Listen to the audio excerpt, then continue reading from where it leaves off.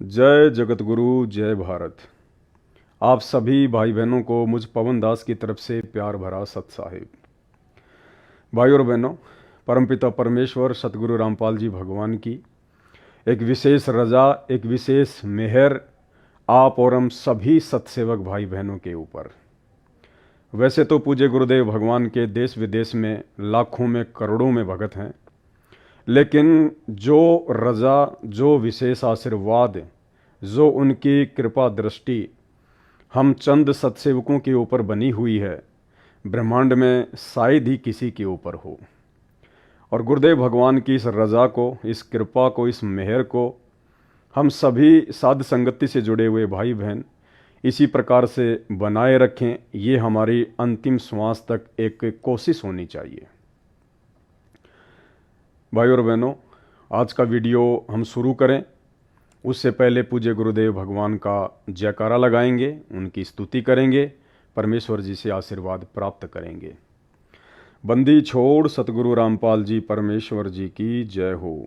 परमपिता परमात्मा, सारी सृष्टि के रचनहार, कुल मालिक, असंख्य ब्रह्मांडों के स्वामी, जगत गुरु, तीनों लोकों में प्रवेश करके सबका भरण पोषण करने वाले, राजाधिराज, आत्माधार, नाथों के नाथ, देवों के देव महादेव, सर्वेश्वर महेश्वर, मृत्युंजय, अजरो अमर, आदि अनादि सनातनी प्रभु, जगत पिता जगदीश्वर, श्री श्री 1008 की उपाधि के वास्तविक अधिकारी, अकाल मूर्त शब्द स्वरूपी राम वासुदेव, सर्वगतम ब्रह्म, परम पूजे, प्रथम पूजे, परम संत, परम पुरुष, परम धनी, परम दयालु, सत्य कबीर, हक्का कबीर, अल्लाह कबीर, अल्लाह अकबर, बाखबर, अल्लाह ताला, जगत के तारणहार, जगत के मुक्तिदाता, जगत के जगन्नाथ, हारे के सहारे, हिंदुओं के राम, मुसलमानों के अल्लाह, सिखों के वाहिगुरु, ईसाइयों के मसीह, दया के सागर दयानिधि, करुणा के सागर करुणानिधि, स्वयंभू परिभू, संकट मोचन, कष्ट हरण, मंगल करण, दुख भंजन, अविगत कबीर, निर्विकार निर्विषम परमात्मा, अलय अलेख सतगुरु, आदि अनादि सतगुरु, असली मर्यादा पुरुषोत्तम, असली राम, असली कृष्ण, असली घनश्याम, असली मुरारी, राजाओं के राजा, महाराजाओं के महाराजा, शहंशाहों के शहंशाह, सम्राटों के सम्राट, भगवानों के भगवान, अल्लाहों के अल्लाह, प्रभुओं के प्रभु, बाबाओं के बाबा, पीरों के पीर, सेठों के सेठ, जगत सेठ, सावलसा सेठ, सर्वगुण संपन्न, अनंत कोटि कलाओं के स्वामी, अनंत कोटि ब्रह्मांडों के नायक, योगियों में महायोगी, ध्यानियों में महाध्यानी, सिद्धों में परम सिद्ध, ज्ञानियों में तत्वज्ञानी, ब्रह्म ज्ञानी, महाज्ञानी, परम ज्ञानी, सर्वश्रेष्ठ ज्ञानी, युवा कबीर, समरथ कबीर, असमवात, अमित ओझा, सच्चे रहनुमा, करीम अल्लाह, सुभान अल्लाह, दुनिया के अंतिम पैगंबर, 8 सितंबर 1951 से गांव धनाना, जिला सोनीपत, हरियाणा, भारतवर्ष की पावन भूमि पे प्रकट रियल कल की भगवान, रियल बाबा साहेब, ब्रह्मा विष्णु महेश के दादाजी, संत शिरोमणि सतगुरु रामपाल जी परमेश्वर जी के चरण कमल में साध संगति से जुड़े हुए हम तमाम देश विदेश से भाई बहनों का अनंत कोटि दंडोत प्रणाम। भाई और बहनों, इसमें कोई संशय नहीं है कि परमेश्वर का विशेष आशीर्वाद वर्तमान में उनकी लाखों करोड़ों की संगत में से केवल सत्सेवकों के ऊपर है। विशेष मेहर है, विशेष प्यार गुरुदेव भगवान का निरंतर आप और हमारे ऊपर बरसता रहता है। और परमेश्वर ने आप और हम सभी आत्माओं को साध संगति से जोड़कर आप और हमारे ऊपर जो विशेष मेहर बख्शी है, उसके लिए हम गुरुदेव भगवान का जितना दंडवत, कोटि कोटि, अनंत कोटि धन्यवाद करें उतना ही थोड़ा है। परमेश्वर निरंतर हमें मर्यादाओं को लेकर जागरूक करवाते रहते हैं। अपने सत्संगों के माध्यम से भी परमात्मा ने हमें सब कुछ भक्ति विधान दे दिया है। यदि हम सत्संग नहीं सुन पाते हैं, जानकारी नहीं हो पाती है, तो परमेश्वर जी ने दया बख्शी, साध संगतियाँ शुरू करवाई और साध संगतियों के माध्यम से गुरुदेव भगवान ने कुछ भी नहीं छोड़ा है। छोटी से छोटी, बड़ी से बड़ी जानकारी, हर प्रकार की शंकाओं का समाधान, भक्ति मार्ग में कौन से भक्ति विरुद्ध कर्म करने से गुरुदेव भगवान नाराज होंगे और कौन से भक्ति के अकॉर्डिंग सत्कर्म करने से गुरुदेव प्रसन्न होते हैं, इन तमाम जानकारियों से परमेश्वर ने साध संगति के वीडियो के माध्यम से हमें रूबरू करवा दिया है। अब यदि कोई अपनी गलती से मर्यादाएं तोड़ता है, परमेश्वर के विधान को तोड़ता है, तो ये उसकी अपनी कमजोरी होगी, परमात्मा का इसमें कोई दोष नहीं होगा। भाई और बहनों, बहुत बड़ी मेहर है परमेश्वर जी की, और लगातार परमात्मा हमें साथ संगति के माध्यम से नित नई जानकारियाँ उपलब्ध करवाते ही रहते हैं। और काफ़ी समय पहले आप और हम सभी भगत भाई बहनों ने एक संकल्प लिया था कि आज के बाद जब हमें गुरुदेव भगवान की पहचान हो चुकी है, हमें उनका भक्ति विधान, भक्ति संविधान पूर्णतया समझ में आ चुका है उन्हीं के आशीर्वाद से, उसके बाद में हम पूर्णतया अपने गुरुदेव के ऊपर ही आश्रित रहेंगे। ये हमने एक संकल्प लिया था। चाहे समस्या छोटी आओ, चाहे समस्या बड़ी आओ, ज़रूरत चाहे छोटी हो चाहे बड़ी हो, चाहे पैसे की हो, हम किसी के आगे हाथ नहीं फैलाएंगे। जैसे हम लोगों ने पहले उपदेश भी ले रखा था, लेकिन इतना ज्ञान नहीं था, इतनी जानकारी नहीं थी, जिसके चलते छोटी छोटी आवश्यकताओं के लिए हम समाज में अपने रिश्तेदारों के आगे, अपने भाई बंधुओं के आगे और अपने ही गुरु भाई बहनों के आगे हाथ फैला दिया करते थे। लेकिन अब हम सभी सत्सेवक भाई बहनों ने ये संकल्प लिया है कि आज के बाद यदि मेरे जीवन में किसी भी प्रकार की कोई भी समस्या आएगी, कोई भी संकट आना होगा, तो मैं अपने गुरुदेव परम पूज्य सतगुरु रामपाल जी परमेश्वर जी से ही मेरी हर प्रकार की समस्याओं के समाधान की, संकटों के निवारण की प्रार्थना करूंगा। उनके अलावा मैं किसी के आगे भी हाथ नहीं फैलाऊंगा। यदि मैं भिखारी बनूंगा तो अपने गुरुदेव भगवान का बनूंगा। अब मैं दुनिया का भिखारी नहीं बनूंगा, क्योंकि उनके तत्व ज्ञान से हमें समझ में आ चुका है कि ये पूरी दुनिया, ये 21 ब्रह्मांड मेरे पूज्य गुरुदेव कबीर परमेश्वर सतगुरु रामपाल जी भगवान का भिखारी है। दाता एक राम, भिखारी सारी दुनिया। और नित्य नियम में गुरुदेव हमें पढ़ाते हैं कि गुरु समान दाता नहीं और याचक शिष्य समान। याचक यानी मांगने वाला, प्रार्थना करने वाला, भिखारी। गुरु समान दाता नहीं और याचक शिष्य समान, 3 लोक की संपदा सो गुरु दीनी दान। अब इसके बाद इस भिखारी समाज से, भिखारी रिश्तेदारों से, भिखारी भगत भाई बहनों से भला कौन सी चीज़ हम मांग सकते हैं और कौन सी चीज़ हमें वो दे सकते हैं, जब संसार की सबसे बड़ी संपदा ये नाम उपदेश और अपनी रजा, अपनी मेहर, अपना आशीर्वाद गुरुदेव ने हमारी झोली में पहले से ही डाल दिया है। तो अब हमारे जीवन में चाहे समस्या छोटी हो या बड़ी हो, और यदि कोई समस्या हमारे जीवन में आएगी मर्यादाओं में रहते सहते, तो गुरुदेव भगवान ने कहा कि बेटा, सूली की सज़ा परमात्मा सूल में काट रहा है। बहुत बड़ी समस्या जो तेरे ऊपर आनी थी, परमात्मा थोड़े से में, हल्के से दर्द में तेरी समस्या को दूर कर रहा है। तो ऐसे समय में भाई और बहनों, हमें बिल्कुल भी भक्ति मार्ग से विचलित नहीं होना चाहिए, डगमग नहीं होना चाहिए, क्योंकि एक समय उपरांत जब परमेश्वर हमें इतना ज्ञान दे देते हैं, अपने हर प्रकार के भक्ति विधान से हमें रूबरू करवा देते हैं, उसके बाद परमात्मा खुद भी जानबूझकर हल्का फुल्का दर्द, दुख, परेशानियां, तकलीफ, संकट, समस्याएं जानबूझकर हमारे सामने पैदा करते हैं, हमारी परीक्षा लेने के लिए कि हम कितना अपने गुरुदेव के ज्ञान को समझ पाए और कितना हम अपने गुरुदेव के ऊपर विश्वास कर पाए हैं। क्या इतने दिनों के बाद, इतने वर्षों के बाद, इतना ज्ञान लेने के बाद भी छोटी छोटी बातों के लिए हम दुनिया के भिखारी बनेंगे, या छोटी छोटी समस्याओं के लिए हम दुनिया के आगे हाथ फैलाएंगे, या किसी और से उम्मीद की आशा करेंगे? इन तमाम बातों को देखने के लिए वो अंतर्यामी परमेश्वर, खैर उन्हें तो पहले से ही सब कुछ पता होता है कि जीव मेरे द्वारा ली जाने वाली परीक्षा में क्या करेगा, क्या नहीं करेगा, किस तरफ ये मुंह उठा के देखेगा, या अपने गुरुदेव से ही हर प्रकार की उम्मीद रखेगा। उन्हें तो सब कुछ पहले से ही पता होता है, क्योंकि हम रोज़ संध्या आरती में पढ़ते हैं, अंतर्यामी एक तुम आत्म के आधार, और जो तुम छोड़ो हाथ तो मोह कौन उतारे पार। गुरुदेव भगवान अंतर्यामी हैं, वो हमारे घट के अंदर की सब बातें जानते हैं। जो बातें हम सोचते भी नहीं हैं या आने वाले कुछ वर्षों में सोचेंगे, वो बातें भी परमेश्वर को पहले से ही पता है।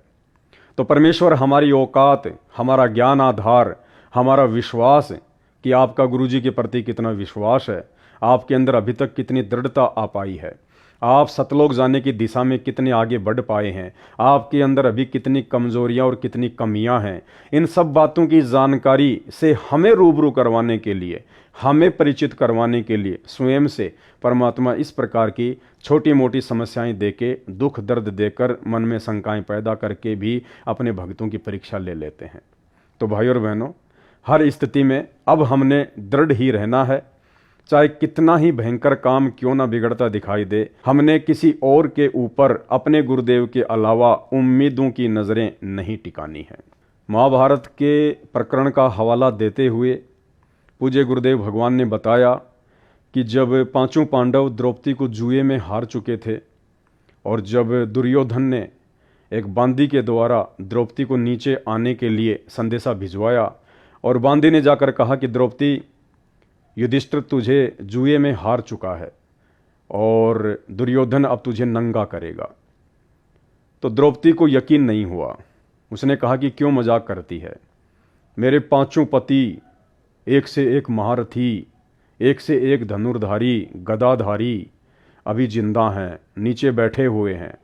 उनके रहते सहते भला किसकी मजाल जो मुझे हाथ लगा दे। इसके अलावा गंगा पुत्र भीष्म, द्रोणाचार्य, कृपाचार्य, कर्ण, विदुर और स्वयं धृतराष्ट्र भी तो सभा में बैठा हुआ है। इन सब के रहते सहते भला दुर्योधन की क्या औकात जो मेरे कपड़े उतार सके, मेरे वस्त्रों का हरण कर सके। उसको अहंकार था, उसको घमंड था। लेकिन जब वो नीचे गई, दुशासन आया और उसके बालों को पकड़कर घसीटता हुआ उसे सभा में लेकर गया। और वहाँ जब उसने देखा कि मेरे पांचों पति, जिनके ऊपर मैं फूला नहीं समा रही थी, जिनके ऊपर मैं नजरें टिका के बैठी हुई थी, उनकी गर्दनें नीची थी। भीष्म पितामह, कर्ण, द्रोणाचार्य, दुर्योधन का मलिन अन्न खाकर उनकी बुद्धि भी भ्रष्ट हो चुकी थी, उन्होंने भी नीचे गर्दन कर ली। और तो और दुर्योधन का पिता धृतराष्ट्र, जब द्रौपदी ने उससे प्रार्थना की, उसने भी नीची गर्दन कर ली। उसके बाद में द्रौपदी का अहंकार टूटा, उसका घमंड टूटा कि मैं जिनके ऊपर नजरें टिका के बैठी थी, आज वो सब नीची गर्दन करके बैठे हुए हैं। तब द्रौपदी ने अपने गुरु को याद किया। उस समय श्री कृष्ण जी उनके धार्मिक गुरु थे। और जब उसने श्री कृष्ण जी को याद किया तो श्री कृष्ण जी ने तो कहाँ द्रौपदी की रक्षा के लिए आना था, वो तो उस समय अपनी पत्नी रुक्मणी के साथ चौपड़ पासा खेल रहे थे, शतरंज खेल रहे थे। लेकिन वो गुरुओं का गुरु, जगत गुरु, सर्वसृष्टि रचनहार, हम सब जिनकी आत्माएं हैं, कभी न कभी किसी न किसी जन्म में हम उनकी शरण में रह चुकी हैं, उस परमेश्वर को सबकी चिंता है। और वो परमेश्वर, वो असली मुरारी, वो कबीर देव भगवान जो वर्तमान में परम पूज्य सतगुरु रामपाल जी के चोले में धरती पर प्रकट हैं, उन्होंने सूक्ष्म रूप बनाया और द्रौपदी को निर्वस्त्र होने से बचाया। भाई और बहनों, आज हमने उसी परमपिता परमेश्वर के ऊपर अपनी नज़रें टिका के रखनी है। आज उनके ज्ञान आधार से, उनके आशीर्वाद से हमने सत्संग सुनकर हर प्रकार की बुराइयों से, विषय विकारों से किनारा कर लिया है। अपने पेट पोषण के लिए नेक नीति और ईमानदारी से अपना काम धंधा करते हैं। फालतू में हम ना किसी के पास बैठते हैं, ना उठते हैं, ना किसी के साथ कोई गपशप करते हैं। हर प्रकार की सामाजिक परंपराओं और कुरीतियों से हम दूर हट चुके हैं और ज़्यादा से ज़्यादा समय परमपिता परमेश्वर जी के सत्संग सुनने में, नाम सुमरण करने में ही बिताते हैं और हर प्रकार से उनकी मर्यादाओं का ध्यान रखते हैं। तो ऐसे में परमात्मा भी हमारा ध्यान रखेगा। लेकिन हमने थोड़ा सा विचार करना पड़ेगा। जब भी हमारे ऊपर छोटी मोटी कोई समस्या आती है तो हमने इतना ही सोचना है कि मेरे गुरुदेव भगवान की तरफ से ये मेरी परीक्षा है। परमात्मा चेक करना चाहते हैं, देखना चाहते हैं कि सतलोक जाने के लिए अभी मेरे अंदर कितनी कमजोरियां हैं, कितना कच्चापन है, कितना मैं तैयार हो पाया हूं। तो ऐसे समय में हमें बिल्कुल भी डगमग नहीं होना है। इसके अलावा भाई और बहनों, आज की वीडियो में हम जो जिक्र करने जा रहे हैं वो ऐसी ही कुछ सामाजिक परंपराएं जिनको भगत समाज अभी तक अपने सर पर रखकर घूम रहा है। जिन परंपराओं को ना त्याग पाने के चलते अभी भी भगत समाज परमपिता परमेश्वर जी की भक्ति से पूर्ण लाभ प्राप्त नहीं कर पा रहा है। इसके अलावा भाई और बहनों, आज हम एक छोटा सा संकल्प और लेंगे। वो संकल्प लेकर हम अपने परमपिता परमेश्वर जी को ये विश्वास दिलाएंगे कि हम केवल अपने गुरुदेव भगवान के प्रति ही समर्पित हैं और रहेंगे। भाई और बहनों, अक्सर छोटी छोटी समस्या आ जाने पर, छोटे छोटे काम बिगड़ते हुए दिखाई देने पर हम लोग भयभीत हो जाते हैं, डर जाते हैं। जैसे छोटा सा उदाहरण, आपका किसी बैंक में कोई खाता है और अचानक से आपके खाते को बैंक वालों ने बंद कर दिया। उसमें आपके 10-20 हज़ार या 50 हज़ार रुपये पड़े हुए हैं। आपको किसी प्रकार की वेरिफिकेशन के लिए बोला जाता है, कोई डॉक्यूमेंट्स वगैरह देने के लिए कहा जाता है, या फिर आपकी बहुत सारी कोशिशों के बावजूद आपका जो अकाउंट है ओपन नहीं हो पा रहा है। तो ऐसी स्थिति में 99% लोग बैंक में जाकर, और जो बैंक कर्मी होते हैं, जो स्टाफ होता है, उसके आगे गिड़गिड़ाने लग जाते हैं, हाथ जोड़ने लग जाते हैं कि सर मैं गरीब आदमी हूँ, सर मेरा खाता चालू कर दीजिए। या फिर हाथ जोड़कर कहते हैं सर आपकी बहुत बड़ी मेहरबानी होगी, सर मेरा खाता चालू कर दीजिए। यानी हर प्रकार से हम उनसे प्रार्थनाएं करते हैं, रिक्वेस्ट करते हैं। भाई और बहनों, अब हमने इस प्रकार की प्रार्थनाएं और ये रिक्वेस्ट छोड़नी पड़ेंगी। हमने ये हाथ केवल अपने परमपिता परमेश्वर सतगुरु रामपाल जी भगवान के आगे ही जोड़ने हैं। चाहे कोई भी समस्या क्यों ना आ गई हो, आप जिस कंपनी में काम करते हैं उस कंपनी का मालिक या ठेकेदार आपको समय पर तनख्वाह नहीं दे रहा है, आपको आगे से आगे टाइम दे रहा है और आपको पैसे की सख्त ज़रूरत है, लेकिन आपने अब उसके आगे गिड़गिड़ाना नहीं है, उसके आगे हाथ नहीं जोड़ने कि सर मैं तो बहुत गरीब आदमी हूँ, मैं तो रोज़ कमाता हूँ, रोज़ खाता हूँ, सर आपसे हाथ जोड़ता हूँ, आप मुझे मेरे पैसे दे दीजिए, सर मेरे घर में आटा नहीं है, सर आप पैसे नहीं देंगे तो सर मुझे भूखा सोना पड़ेगा। हमने उनके आगे बिल्कुल भी नहीं गिड़गिड़ाना है। हाथ जोड़कर हमने किसी भी प्रकार की समस्या के समाधान के लिए उनसे प्रार्थना नहीं करनी है।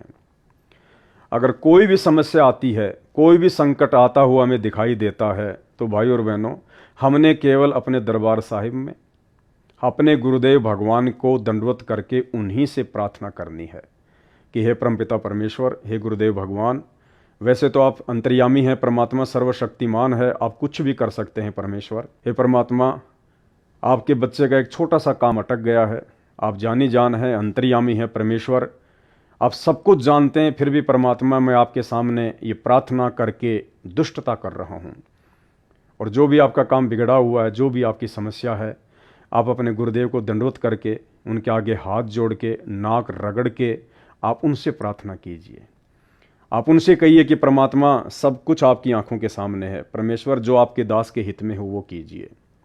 यानी विशेष प्रार्थना हाथ जोड़कर केवल हमने अपने गुरुदेव भगवान से करनी है। बाकी जहाँ भी आप काम करते हैं, आप केवल अपना हक मांगिए। आप उन्हें कहिए कि सर देखिए मैं लगातार 2 महीने से या 3 महीने से आपकी कंपनी में काम कर रहा हूँ, और सर मेरा जो परिवार है वो केवल मेरी इसी तनख्वाह के आधार से चलता है, और सर आप पिछले 1 महीने से मुझे मेरी तनख्वाह नहीं दे रहे हैं, सर आपको देनी चाहिए। मैं आपके यहाँ काम कर रहा हूँ, मैं आपसे फ्री में नहीं प्राप्त कर रहा। यदि आप नहीं देंगे तो फिर मुझे कोई दूसरा रास्ता देखना पड़ेगा। दूसरा रास्ता यानी मुझे यहाँ से काम छोड़ के कहीं और जाना पड़ेगा। लड़ाई झगड़ा हमारा मार्ग नहीं है। गाली गलौज करना ये संत रामपाल जी के भक्तों का मार्ग नहीं है। मन मुटाव करना, ईर्ष्या करना ये संत रामपाल जी के भक्ति मार्ग में नहीं है। आप प्यार प्रेम से उस ठेकेदार से, उस कंपनी के मालिक से, मैनेजर से यही कहिए कि सर मैंने काम किया है और आपकी जिम्मेदारी बनती है कि काम के बदले आप मुझे मेरी तनख्वाह दें। आपने हाथ नहीं जोड़ने, अपना जो हक है वो मांगना है, प्रेम से मांगना है, एक सभ्यता के साथ में मांगना है। हमने ना उसको ये शो करना है कि मैं भयभीत सा हो रहा हूँ, यदि मुझे पैसा नहीं मिलेगा तो बस मैं तो मर ही जाऊँगा, मेरा तो परिवार ही बर्बाद हो जाएगा। गिड़गिड़ाना नहीं है, किसी प्रकार की कोई रिक्वेस्ट नहीं करनी है। आपका जो हक है, आपने काम किया है, मेहनत की है, उस आधार से आपने अपना हक मांगना है। बाकी हाथ जोड़ के प्रार्थना नहीं करनी, नहीं गिड़गिड़ाना कि सर मैं आपसे हाथ जोड़ता हूँ, सर आप मेरे पैसे दे दीजिए, सर मैं बर्बाद हो जाऊँगा, सर मेरे बच्चे क्या खाएंगे। इस प्रकार की प्रार्थनाएं यदि हम जगत वालों से करेंगे काम चाहे छोटा बिगड़ता दिखाई दे या बड़ा बिगड़ता हुआ दिखाई दे। ये प्रार्थना सबसे पहले हम अपने गुरुदेव भगवान से करेंगे। अगर गिड़गिड़ाना भी है, रोना भी है, तो अपने गुरुदेव के आगे, जगत वालों के सामने जाकर केवल हमने अपना हक मांगना है। जब तक वो नहीं देता है, मांगते रहना है प्रेम पूर्वक। यदि हमारी मेहनत का पैसा होगा, ईमानदारी का पैसा होगा, तो परमात्मा कहते हैं कि तुम्हारे हक को कोई नहीं खा सकता, देर सवेर जरूर देगा। तो भाई और बहनों, ठीक इसी प्रकार बैंक में या अन्य किसी संस्था में यदि हमारा कोई काम बिगड़ता हुआ दिखाई दे रहा है, तो हमने वहाँ के स्टाफ के आगे हाथ नहीं जोड़ने, प्रार्थना नहीं करनी है, केवल हमने फॉर्मेलिटीज को पूरा करना है। बैंक की जो भी फॉर्मेलिटी है, आपने कोई फॉर्म भरना है, आपने बैंक में कोई डॉक्यूमेंट्स वगैरह सबमिट करना है, या अन्य किसी प्रकार की कोई जानकारी जो बैंक आपसे मांगता है, केवल आपने वो जानकारियाँ देनी है और उनसे कहना है कि सर मैं आपका कस्टमर हूँ और आपको चाहिए कि आप जल्दी से जल्दी मेरे खाते को ओपन करें। आपके द्वारा जितनी भी फॉर्मेलिटीज़ थी सब मैंने पूरी कर दी हैं। अब मैं आपसे यही कहूँगा कि आप जितना जल्दी हो सके आप मेरे खाते को चालू कीजिएगा। हाथ नहीं जोड़ने, गिड़गिड़ाना नहीं है। कोई भी संस्था हो, कोई भी कंपनी हो, कोई भी फैक्ट्री हो, या अचानक से हमें पैसों की ज़रूरत पड़ जाए, तो हमने एडवांस के लिए हाथ नहीं जोड़ने कि सर आप मुझे एडवांस दे दीजिए, सर मेरा काम बिगड़ रहा है। नहीं, आप उनसे कह सकते हैं कि सर मेरे ऊपर थोड़ी सी ऐसी कोई समस्या आई हुई है और मैं आपसे कुछ एडवांस उधार पैसे लेना चाहता हूं, अगर आप उचित समझें तो आप मुझे दे दीजिएगा। अगर वो देता है तो बहुत अच्छी बात है, क्योंकि आपकी मेहनत का पैसा है।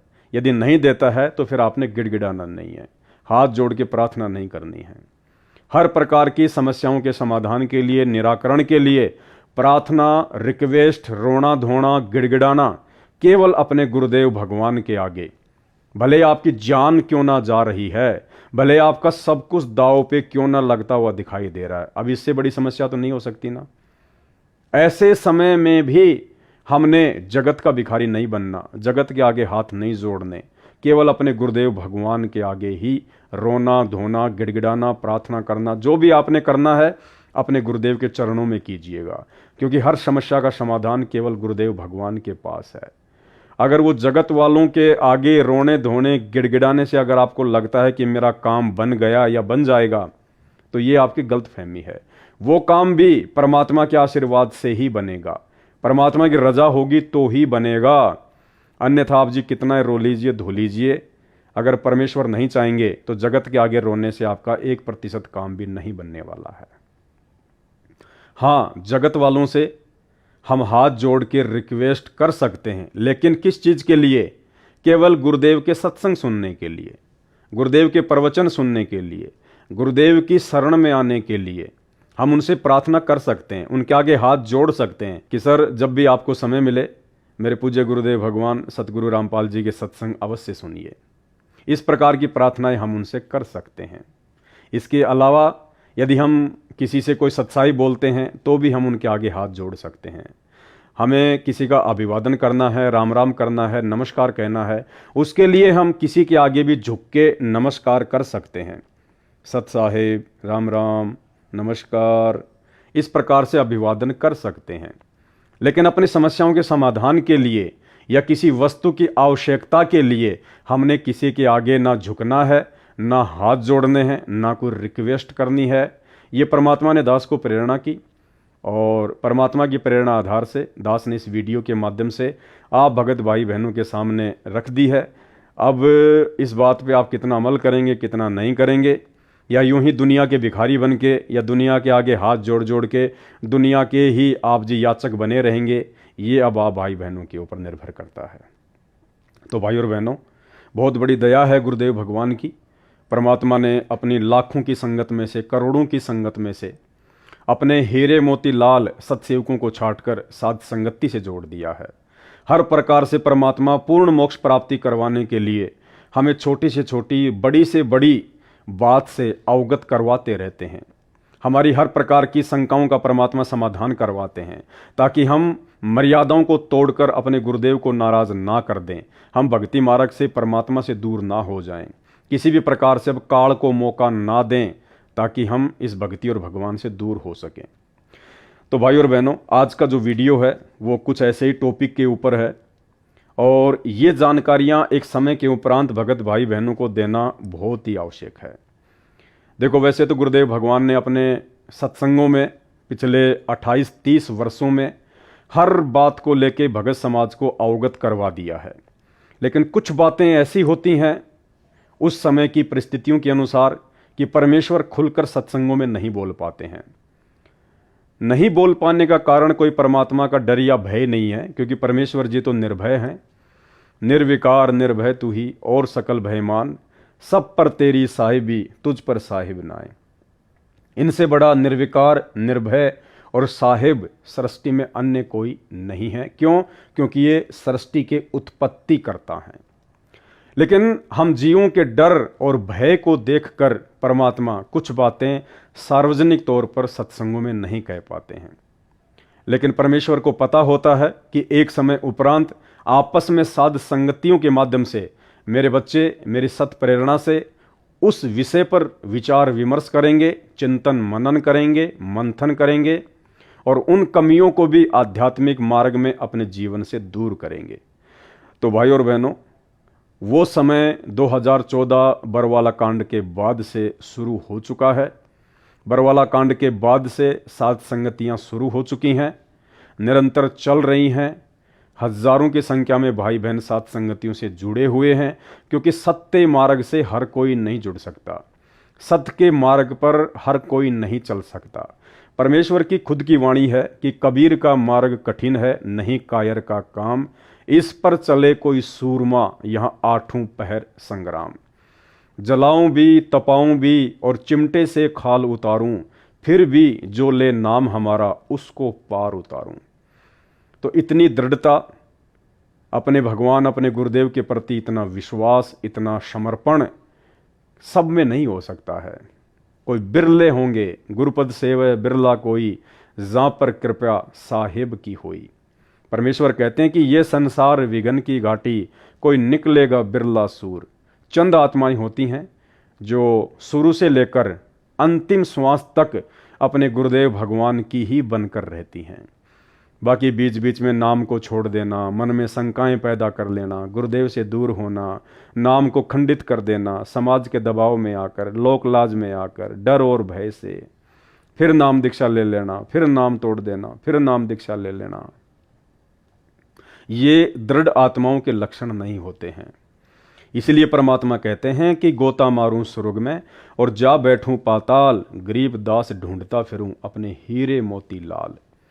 वो हीरे मोती लाल ही होंगे जिनके लिए परमात्मा युगों युगों से मानव शरीर में संत रूप धारण करके भटकते रहते हैं। तो ये दया साध संगत से जुड़े हुए भाई बहनों के ऊपर है। वो मर्यादाएं, वो जानकारियां जो अभी तक सतगुरु रामपाल जी परमेश्वर जी की 90% संगत को पता भी नहीं है कि पूर्ण मोक्ष प्राप्ति के लिए हमें किस कदर मर्यादाओं में रहना पड़ेगा, किन किन विषय विकारों से दूरी बनानी पड़ेगी, कैसे अपने गुरुदेव भगवान को हमने प्रसन्न करना है, कैसे हमने समाज की लोक लाज मर्यादाओं परंपराओं कुरीतियों रीति रिवाजों से दूर हटना है। इन बातों का अभी तक 90% परम पूज्य सतगुरु रामपाल जी परमेश्वर जी की सतलोक आश्रमों से जुड़ी हुई संगत को आभास भी नहीं है। और दूसरी तरफ यही तमाम प्रकार की जानकारियां साध संगत से जुड़े हुए परमेश्वर के हीरे मोती लाल अपने दिलो दिमाग में बैठा चुके हैं, समा चुके हैं और पिछले कई वर्षों से परमेश्वर की उन तमाम मर्यादाओं को फॉलो भी कर रहे हैं। तो आज का वीडियो सतलोक आश्रमों से जुड़े हुए उन भाई बहनों के लिए है जो भाई बहन सतगुरु रामपाल जी भगवान के मानव धर्म को स्वीकार करने के बाद भी, यानी परमेश्वर रामपाल जी की शरण में आने के बाद भी उन परंपराओं को, जो परंपराएं समाज में गैर नाम दीक्षा वाले, जो अभी संत रामपाल जी की शरण में नहीं हैं, जिन्हें जानकारी नहीं है, जो लोग उन परंपराओं के वजन को ढो रहे हैं, नाम उपदेश लेने के बाद हमारे भगत भाई भी उन तमाम परंपराओं को, रीति रिवाजों को उसी प्रकार से ढो रहे हैं। भाई और बहनों, हम रोजाना संध्या आरती में पढ़ते हैं, मन कर धीर बांध ले रे बोरे, छोड़ दे न पछलियों की रीत सतगुरु तारेंगे। रोज पढ़ते हैं हम। इस वाणी के माध्यम से परमेश्वर हमें आदेशित करते हैं कि आज से पहले अक्सर ज्ञानहीनता और आध्यात्मिक अज्ञानता के चलते हमारे पूर्वज, हमारे माता पिता, हमारे दादा और परदादा जिन भक्ति बाधक परंपराओं का निर्वाह करते हुए आ रहे थे, अब हमने परम पूज्य सतगुरु रामपाल जी परमेश्वर जी की शरण में आने के बाद, उनके तत्व ज्ञान को ग्रहण करने के बाद, उन तमाम भक्ति बाधक व्यर्थ की परंपराओं को, रीति रिवाजों को, कुरीतियों को जड़ से समाप्त करना पड़ेगा, अपने जीवन से बाहर निकालकर फेंकना होगा। अन्यथा हम परमेश्वर को प्राप्त नहीं कर पाएंगे। हम भक्ति करते करते भी पूर्ण मोक्ष के अधिकारी नहीं बन पाएंगे। इसलिए परमेश्वर जी इस वाणी के माध्यम से हमें यही संदेशा दे रहे हैं कि छोड़ देना पछलियों की रीत सतगुरु तारेंगे। यानी सतगुरु आपको उसी समय तारेंगे, उसी समय आपका उद्धार करेंगे जिस समय आप उन भक्ति बाधक समाज की परंपराओं का परित्याग कर देंगे। भाई और बहनों, आज हमारे पूज्य गुरुदेव परम पूज्य सतगुरु रामपाल जी परमेश्वर जी हैं और परमेश्वर जी से ज्ञान प्राप्त करने के बाद, और ज्ञान भी कोई सामान्य ज्ञान नहीं बल्कि आध्यात्मिक ज्ञान, यह आध्यात्मिक ज्ञान प्राप्त करने के बाद में अब हमने उन तमाम परंपराओं का परित्याग करना पड़ेगा। आप देख रहे हैं वीडियो का टाइटल है पगड़ी की परंपरा को त्यागना होगा। जी हाँ, ये पगड़ी जो आप देख रहे हैं, जो इन तमाम सिख भाइयों ने धारण कर रखी हैं, यदि आप परम पूज्य सतगुरु रामपाल जी भगवान की शरण में आ चुके हैं, आप उनके भगत हैं, आपको यदि ज्ञान हो चुका है, तो अब आपने इस परंपरा का परित्याग करना पड़ेगा। जी हाँ, इस पगड़ी वाली परंपरा का आपने परित्याग करना पड़ेगा यदि आप रियल में सतगुरु रामपाल जी परमेश्वर जी के दिल में, उनके चरणों में जगह बनाना चाहते हैं तो। क्योंकि ये पिछलियों की रीत है, ये हमारे बड़े बूढ़े, हमारे बुजुर्ग, हमारे दादा परदादा जो पीढ़ियों से इन परंपराओं का निर्वाह करते हुए आ रहे हैं, उस समय उनकी सोच आधार से, उस समय की परिस्थितियों के आधार से भले ये बातें सही हो, ठीक हों, लेकिन वर्तमान का जो दृश्य है वो पूरी तरह से बदल चुका है।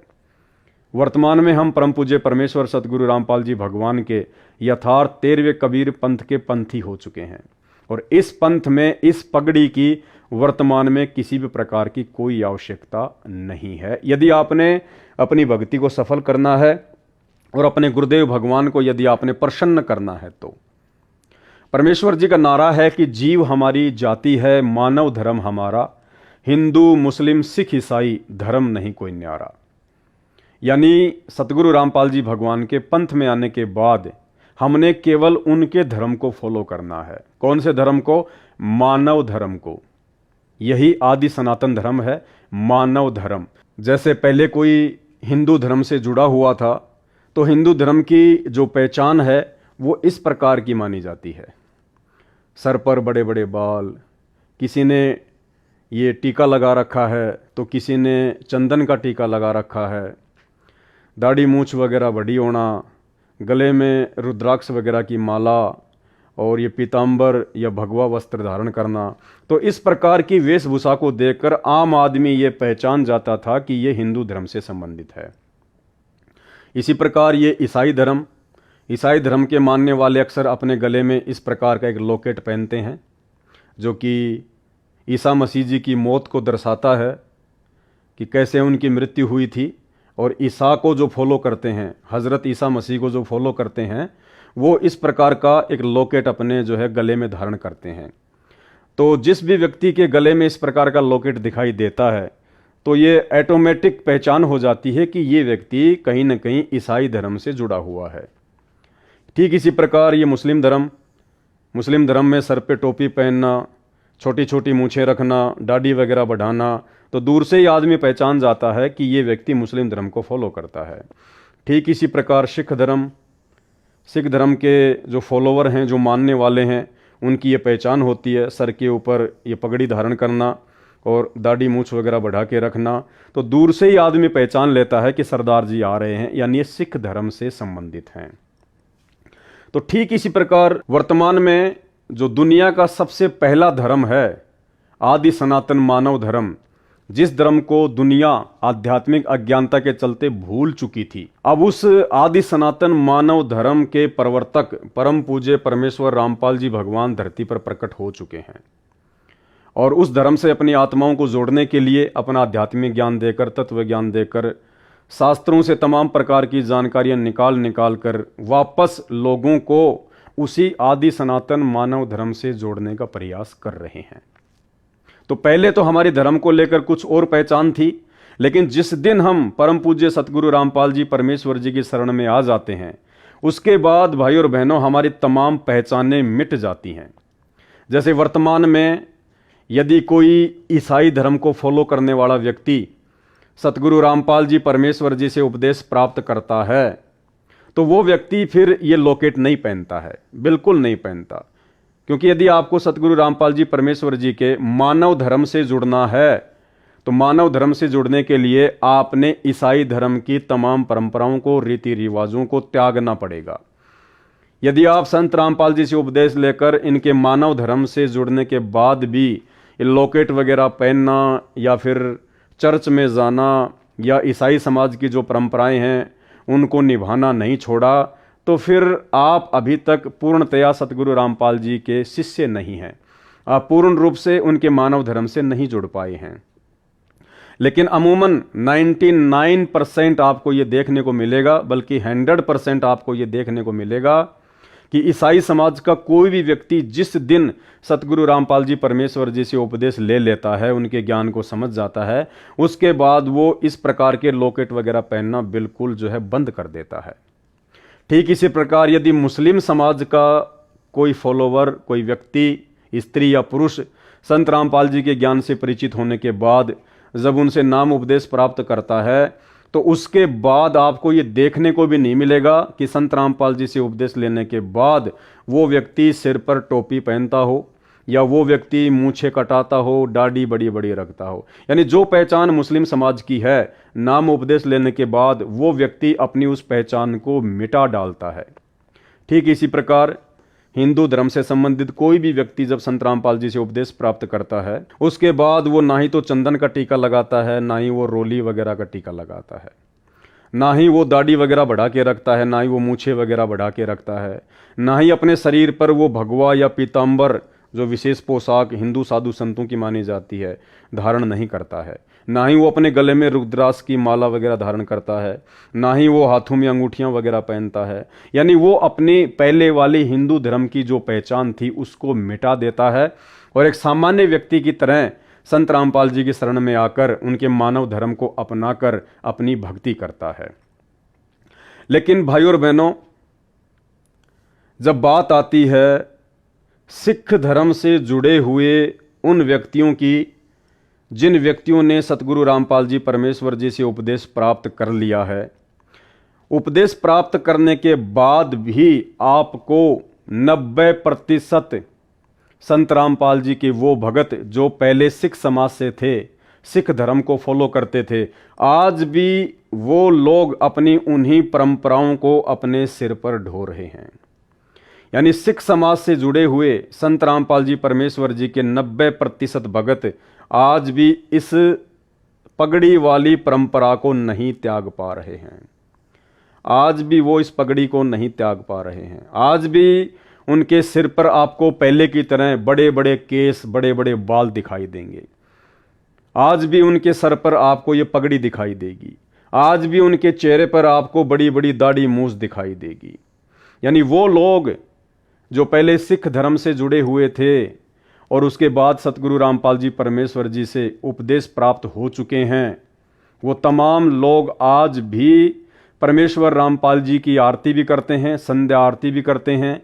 लेकिन उस आरती में जो वाणी आती है कि मन कर धीर बांध ले रे बोरे, छोड़ देना पछलियों की रीत सतगुरु तारेंगे, वो आरतियां जरूर गा रहे हैं, उस वाणी को जरूर गा रहे हैं जो गुरुदेव का आदेश है, लेकिन अपने गुरुदेव के आदेश की पालना वो बिल्कुल भी नहीं कर पा रहे हैं। वो आज भी सिख धर्म की उन्हीं परंपराओं को ढो रहे हैं, उन्हीं परंपराओं का निर्वाह कर रहे हैं। आज भी वो उन्हीं परंपराओं में फंसे हुए हैं। मानव धर्म को अपनाने के बाद भी सिख धर्म से जुड़े हुए भाई बहन अपनी उन परंपराओं का परित्याग नहीं कर पा रहे हैं, जबकि मुस्लिम धर्म से जुड़े हुए तमाम भाई बहनों ने अपनी सारी परंपराएं त्याग दी। मुस्लिम धर्म की जो पहचान थी वो त्याग दी। वो ना सर पे टोपी पहनते, ना वो मूंछ कटा के दाढ़ी रखते, बिल्कुल सिंपल रहते हैं। ईसाई समाज के भाई बहनों ने भी अपनी तमाम परंपराएं त्याग दी। हिंदू धर्म से संबंधित भाई बहनों ने भी अपनी तमाम परंपराएं त्याग दी।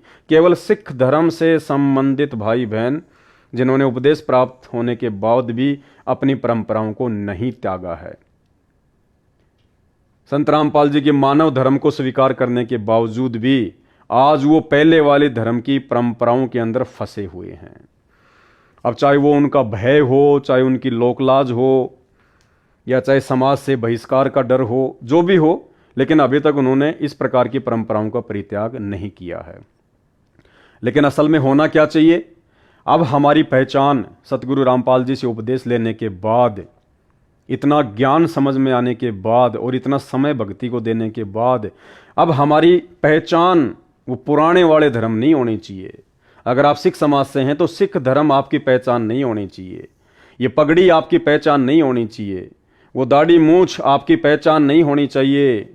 सतगुरु रामपाल जी की शरण में आने के बाद अब आप सिख धर्म को फॉलो नहीं करते हैं, आप सिख धर्मी नहीं हैं, आप मानव धर्मी बन चुके हैं।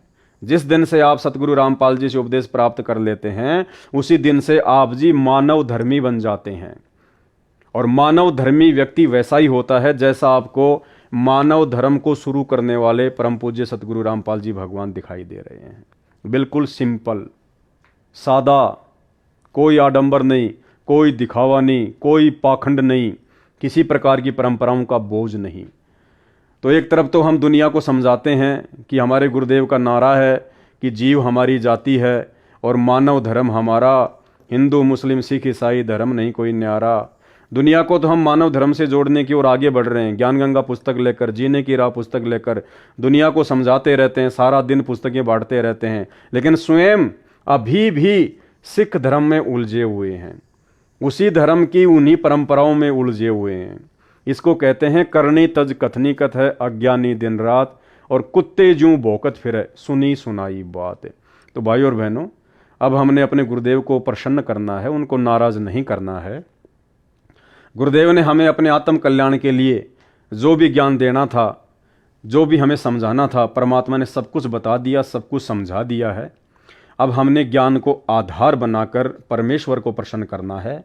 हमने वो भक्ति विरुद्ध कर्म नहीं करने हैं जिनके करने से गुरुदेव नाराज होते हैं। जिन बातन से गुरु दुख पावे, उन बातों को दूर भगावे। और यदि नहीं छोड़ा हमने इन परंपराओं को, यदि हमने सतगुरु रामपाल जी से उपदेश प्राप्त करने के बाद ये पगड़ी पहनना, लंबी लंबी दाढ़ी और मूछें रखना, यदि आपने नहीं छोड़ा, यदि आपने पहले की तरह सिख समाज की परंपराओं को अपनी पहचान के रूप में ही बनाकर रखा, तो भाई और बहनों, हम बहुत बड़ा धोखा खा जाएंगे। समय तेजी से निकलता जा रहा है। सतलोक की तैयारी के लिए ज़्यादा समय नहीं है। एक छोटी सी बात है, जैसे परमात्मा किसी व्यक्ति को कहें कि भाई वो जो भीड़ है ना, भीड़, हाँ जी, उस भीड़ में जितने भी मेरे भगत हैं उन सब को तू उस विमान में बैठा दे जो सतलोक जाने के लिए खड़ा हुआ है। अब वो भीड़ है, भीड़ में तो हिंदू भी खड़े हैं, मुसलमान भी खड़े हैं, सिख भी खड़े हैं, ईसाई भी खड़े हैं, संत रामपाल जी के भगत भी खड़े हैं। अब वो व्यक्ति कहे कि महाराज जी आपके भक्तों की पहचान क्या है, आपका भगत कैसा होगा, तो महाराज जी कहेंगे कि भाई मैंने तो समझा रखा है, मैंने सत्संगों में बता रखा है कि जय कोई भगत हमारा होई और जात वर्ण को त्यागे सोई, कि मेरा जो भगत होगा उसकी पहचान होगी वो जात और वर्ण, वर्ण यानी धर्म, जात यानी समाज में जो भी परंपराएं हैं, जो भी रीति रिवाज हैं, जो भी कुरीतियां हैं, जो उनसे दूर हटके मानव धर्मी बन के भक्ति कर रहा होगा, और वो जिस भी धर्म से जुड़ा हुआ था उस वर्ण की तमाम परंपराओं को, रीति रिवाजों को त्याग कर जो पूर्णतया मानव धर्मी बन चुका होगा, भाई वो मेरा भगत है। जय कोई भगत हमारा होई और जात वर्ण को त्यागे सोई, यानी मेरा भगत वही बन सकता है जो पहले वाले धर्म और जातियों की परंपराओं को, पहचान को जो मिटा देगा और मानव धर्मी बन के अपनी भक्ति करेगा। अब वो व्यक्ति क्या करेगा? अब वो व्यक्ति उस भीड़ में जाएगा, वो किसी भी हिंदू को हाथ नहीं लगाएगा, वो किसी भी मुस्लिम को नहीं छेड़ेगा, ईसाई को नहीं छेड़ेगा, सिख को नहीं छेड़ेगा। यानी धर्म की जो पहचान बनी हुई है हिंदू, मुस्लिम, सिख, ईसाइयों की, वो उनको हाथ भी नहीं लगाएगा। वो केवल उन व्यक्तियों का हाथ पकड़ पकड़ के उस विमान में बैठाएगा जिस व्यक्ति की उन चारों धर्मों में से कोई पहचान ना हो, जो बिल्कुल सिंपल हो, अपने गुरुदेव भगवान की तरह हो, सतगुरु रामपाल जी परमेश्वर जी की तरह हो। ना सिर पे टोपी, ना मूंछ कटी हुई, ना दाढ़ी बढ़ी हुई, ना गले में वो क्रॉस का लॉकेट, ना सर पे कोई पगड़ी। वो ऐसे व्यक्ति को हाथ पकड़ के उस विमान में बिठाएगा जो बिल्कुल दिखने में सतगुरु रामपाल जी परमेश्वर जी की तरह एक आम नागरिक की तरह दिखाई दे। तो भाई और बहनों, न उपदेश लेने के बाद भी यदि आप वो परंपराएं नहीं त्यागते हैं तो आपका तो रह गया काम, आप तो सतलोक जाने से वंचित रह गए, क्योंकि परमात्मा तो उन्हीं को लेके जाएगा जो पूर्णतया सतगुरु का बन गया होगा। जय कोई भगत हमारा होई और जात वर्ण को त्यागे सोई, ये परमेश्वर की वाणी है कि असल में मेरा भगत तो वही कहलाएगा जो जाति और वर्ण को, यानी धर्म की और समाज की परंपराओं को त्याग देगा।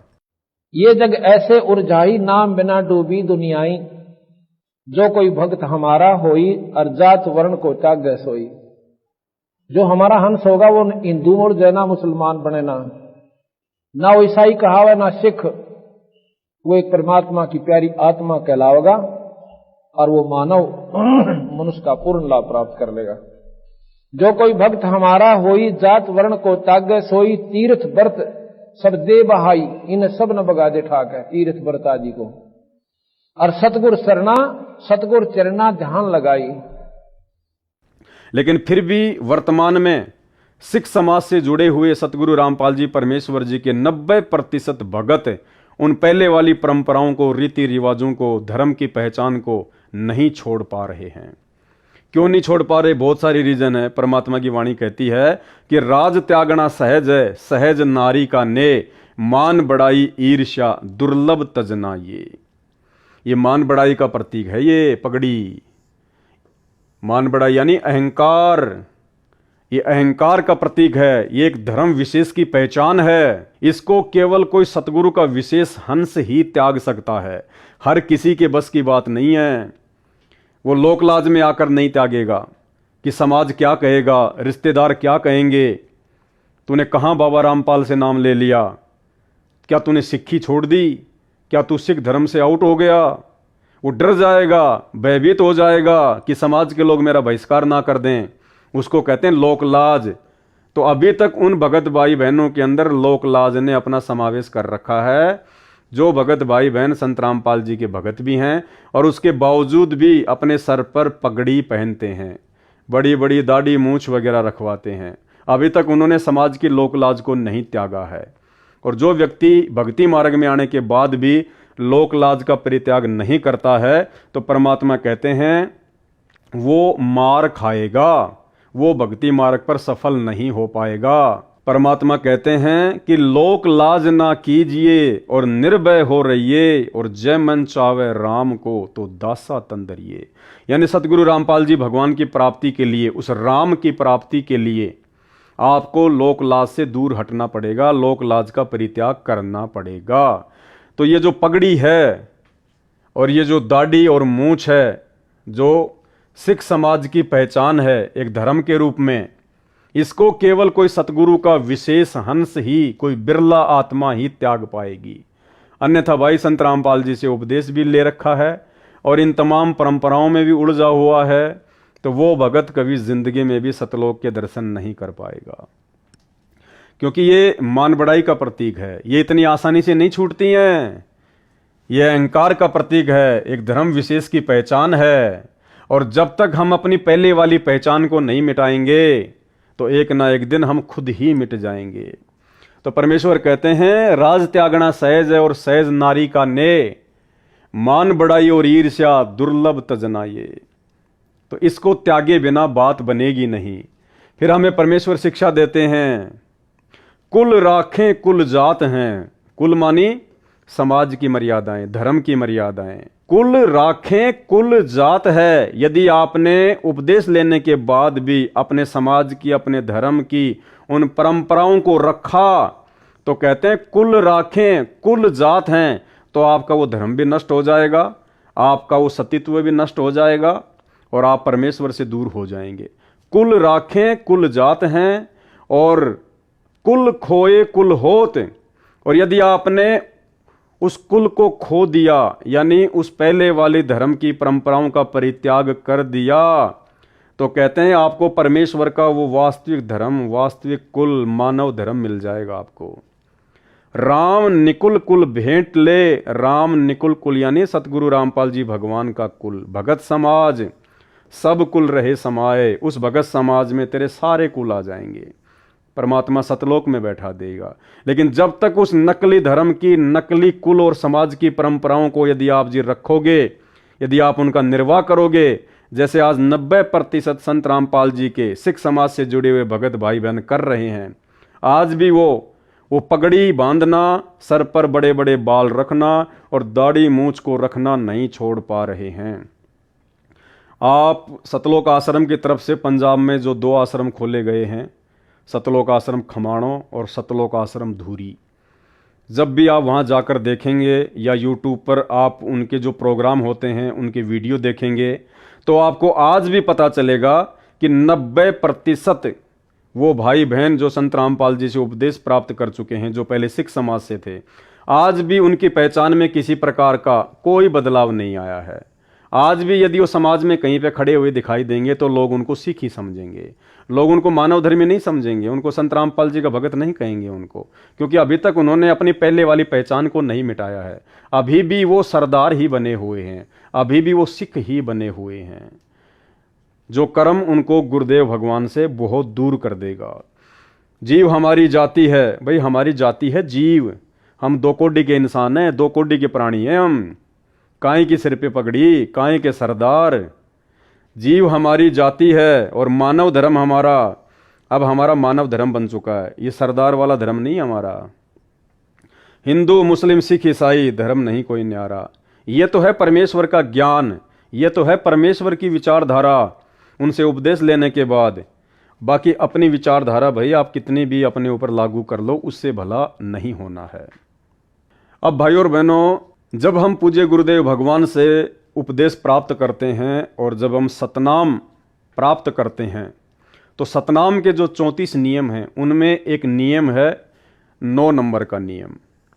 उस 9 नंबर के नियम में परमेश्वर ने एज इट इज ऐसा ही लिखा हुआ है जो आपको स्क्रीन पर लिखा हुआ दिखाई दे रहा है। सिखों को छोड़कर संत बाबा रूप में दाढ़ी ना हो। क्या कहा परमेश्वर ने? सिखों को छोड़कर संत बाबा रूप में दाढ़ी ना हो। यह नियम है परमात्मा का, यह आदेश है सतगुरु रामपाल जी भगवान का उन तमाम व्यक्तियों के लिए जो व्यक्ति सिख समाज को छोड़कर संत रामपाल जी के मानव धर्म को स्वीकार करते हैं। कि सिखों को छोड़कर यानी उन लोगों को छोड़कर जो अभी भी सिख बने हुए हैं, अपनी धर्म की परंपराओं में उलझे हुए हैं, जो लोग संत रामपाल जी के ज्ञान से अपरिचित हैं, जिनको हम सिख कहते हैं, सरदार कहते हैं, उन सिखों को छोड़कर संत या बाबा रूप में दाढ़ी ना हो। यदि आपने संत रामपाल जी से उपदेश लेना है तो संत यानी भगत रूप में, संत का मतलब होता है भगत, और बाबा यानी कोई साधु संत। तो संत रामपाल जी का ज्ञान समझने के बाद में यदि कोई उपदेश लेना चाहेगा और पहले यदि वो बाबा था, लाल कपड़े पहनता था, या पहले वो सरदार था, गुरुद्वारों में पाठी था, जो भी था, पहले जो बाबा रूप में था, जो साधु रूप में था, तो उसको अपनी साधुता छोड़नी पड़ेगी। साधुता का मतलब वो वेशभूषा, वो परंपरा, वो दाढ़ी, वो मूछ, वो उसने कटवानी पड़ेगी अगर संत रामपाल जी से नाम लेना है तो। क्योंकि यहां सख्त आदेश है कि संत बाबा रूप में दाढ़ी ना हो। तो संत रूप यानी भगत रूप में, यानी जब आप संत रामपाल जी से उपदेश ले लेते हैं तो आप जी संत बन जाते हैं, भगत बन जाते हैं। और बाबा यानी यदि आप पहले कोई बाबा थे, किसी गुरुद्वारे में पाठी थे, तो आपने अब अपनी उन परंपराओं को त्यागना पड़ेगा, अपने सर के बालों को कटवाना पड़ेगा, अपनी दाढ़ी मूंछ को कटवाना पड़ेगा, वो पगड़ी पहनना आपने छोड़ना पड़ेगा यदि आपने संत रामपाल जी से उपदेश लेना है तो। ये है इस नियम का मतलब। लेकिन 99% भक्तों ने इस नियम का मतलब ये निकाल लिया कि गुरुजी ये कह रहे हैं कि सरदारों को छोड़कर, सिखों को छोड़कर कोई भी भगत दाढ़ी और मूंछ ना रखे। क्यों भाई, सिख कोई विशेष है क्या संत रामपाल जी के लिए? क्या परमात्मा भी अपने भक्तों में पक्षपात करता है क्या? क्या परमात्मा भी भेदभाव करता है क्या? इसका मतलब सिख तो फिर चाहे शराब पियो, सिख चाहे कोई भी नशा करो, क्योंकि उनको तो छूट दे दी परमात्मा ने। यदि आप लोगों के अनुसार गुरुदेव भगवान ने सिखों को सर पर पगड़ी बांधना, दाढ़ी मूंछ रखने की छूट दे रखी है, तो इसका मतलब सिखों को तो फिर सारी छूट है। सिख तो चाहे शराब भी पियो, चाहे मांस भी खाओ, चाहे चोरी भी करो, चाहे उल्टे काम भी करो, और बाकी भक्तों को सतगुरु रामपाल जी ने अपने नियमों में बांध दिया। भाई इस नियम को समझो, शब्दों को समझो, ये वाणी, ये लाइन क्या कह रही है। संत रामपाल जी निष्पक्ष परमात्मा है। अरे वे तो आप और हमारे लिए ये वाणी कहते हैं कि पक्षा पक्षी के कारण सब जग रहा भूलान। पक्षा पक्षी यानी पक्ष और विपक्ष के चक्कर में पड़कर पूरा संसार भूला हुआ है। पक्षा पक्षी के कारण सब जग रहा भूलान, और निष्पक्ष होके हरि भजय सोहे संत सुजान। यानी वो भगत ही ज्ञानी होगा, परमात्मा को प्राप्त करेगा जो निष्पक्ष होकर भक्ति करेगा। तो परमात्मा कैसे पक्षपात को धारण करके हमसे भक्ति करवाएंगे? अगर भगत के लिए निष्पक्ष होने का आदेश है तो इसका मतलब परमात्मा तो हमसे पहले निष्पक्ष हैं, और वो निष्पक्ष परमात्मा फिर सिखों को नाम उपदेश लेने के बाद पगड़ी पहनना, दाढ़ी मूंछ रखने की इजाजत कैसे दे सकते हैं? तो वाणी का जो अर्थ है वो ये है कि सिखों को छोड़कर, यानी उन व्यक्तियों को छोड़कर जो अभी भी सिख धर्म को अपना रहे हैं, जो अभी भी संत रामपाल जी के ज्ञान से, उनकी भक्ति से दूर हैं, उन सिखों को छोड़कर संत बाबा रूप में दाढ़ी ना हो। यदि आप सिख समाज से हैं और आपने संत रामपाल जी का संत बनना है, उनका भगत बनना है, तो आपने अब उन परंपराओं को त्यागना पड़ेगा। आपने दाढ़ी वाड़ी को कटवाना पड़ेगा, पगड़ी वगड़ी पहनना आपने छोड़ना पड़ेगा। ये है, यहां संत रामपाल जी ने कहा कि सिखों को छोड़कर, ये नहीं कहा कि सिख भक्तों को छोड़कर, ये शब्द नहीं कहे उन्होंने, खाली कहा सिखों को छोड़कर, ना कि सिख भक्तों को छोड़कर। तो भाई अब आपने उन परंपराओं का परित्याग करना पड़ेगा अगर अपनी भक्ति सफल करनी है। तो आपने सिंपली, यदि संत रामपाल जी का भगत बनना है तो देख लो ये तमाम लोग, ये देख लो तमाम लोग, किसी के सर पे भी आपको ना तो कोई टोपी दिखाई देगी, ना किसी के गले में आपको कोई लॉकेट दिखाई देगा जो ईसाई धर्म में पहना जाता है, ना किसी के सिर पे आपको कोई जो है वो पगड़ी दिखाई देगी, ना किसी के चेहरे पे आपको कोई बड़ी बड़ी दाढ़ी दिखाई देगी। जबकि ये तमाम लोग, इनमें से कोई हिंदू भी है, कोई मुसलमान भी है, कोई सिख भी है, कोई ईसाई भी है। तो ये व्यक्ति हैं असल में संत रामपाल जी के फॉलोवर। ये हैं वो व्यक्ति जिन्होंने पहले वाले तमाम धर्मों की तमाम परंपराओं को परित्याग कर दिया, जिन्होंने पहले जिस भी धर्म से जुड़े हुए थे उन तमाम पहचान को इन्होंने मिटा दिया, और संत रामपाल जी के मानव धर्म से जुड़ने के बाद इन्होंने अपने ऊपर मानव धर्मी का ठप्पा लगा लिया। ये हैं संत रामपाल जी के फॉलोवर, जो संत रामपाल जी जैसे ही दिखाई दे रहे हैं। परमात्मा कहते हैं कि गुरु को कीजिए दंडवत और कोटि कोटि प्रणाम, और कीट न जाने भृंग को गुरु कर ले आप समान। सतगुरु ने इन सब भक्तों को ज्ञान देकर अपने समान कर लिया, अपने जैसा बना लिया इन सबको। इनमें और सतगुरु रामपाल जी भगवान की वेशभूषा में आपको किसी भी प्रकार का कोई भी डिफरेंस नजर नहीं आएगा। ये सभी धर्मों के लोग बैठे हुए हैं, लेकिन आप देख सकते हैं किसी भी व्यक्ति की पहचान पहले वाले धर्म नहीं है, ये सब मानव धर्मी हैं। संत रामपाल जी जैसे एक आम नागरिक की तरह आपको दिखाई दे रहे हैं।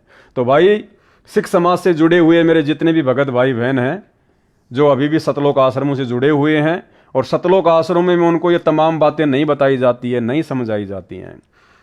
मर्यादाओं को लेकर सतलोक आश्रमों में कोई बात किसी भगत को नहीं बताई जाती है।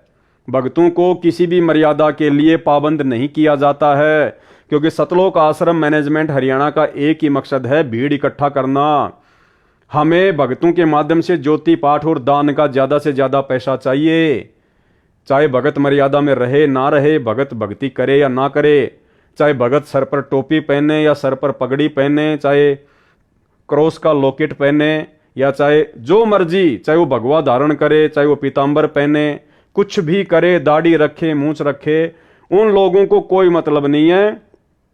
सतलोक आश्रम से जुड़े हुए सतलोक आश्रम मैनेजमेंट को, गुरुदेव भगवान के कलयुगी परिवार को केवल इस बात से मतलब है कि ये भीड़ संत रामपाल जी से उपदेश लेके इसी प्रकार से जुड़ती रहे, आश्रमों में आती रहे, ज्योति पाठ और दान का पैसा संत रामपाल जी के नाम पे सतलोक आश्रम मैनेजमेंट हरियाणा को देती रहे। भाड़ में जाओ भक्ति और मर्यादा।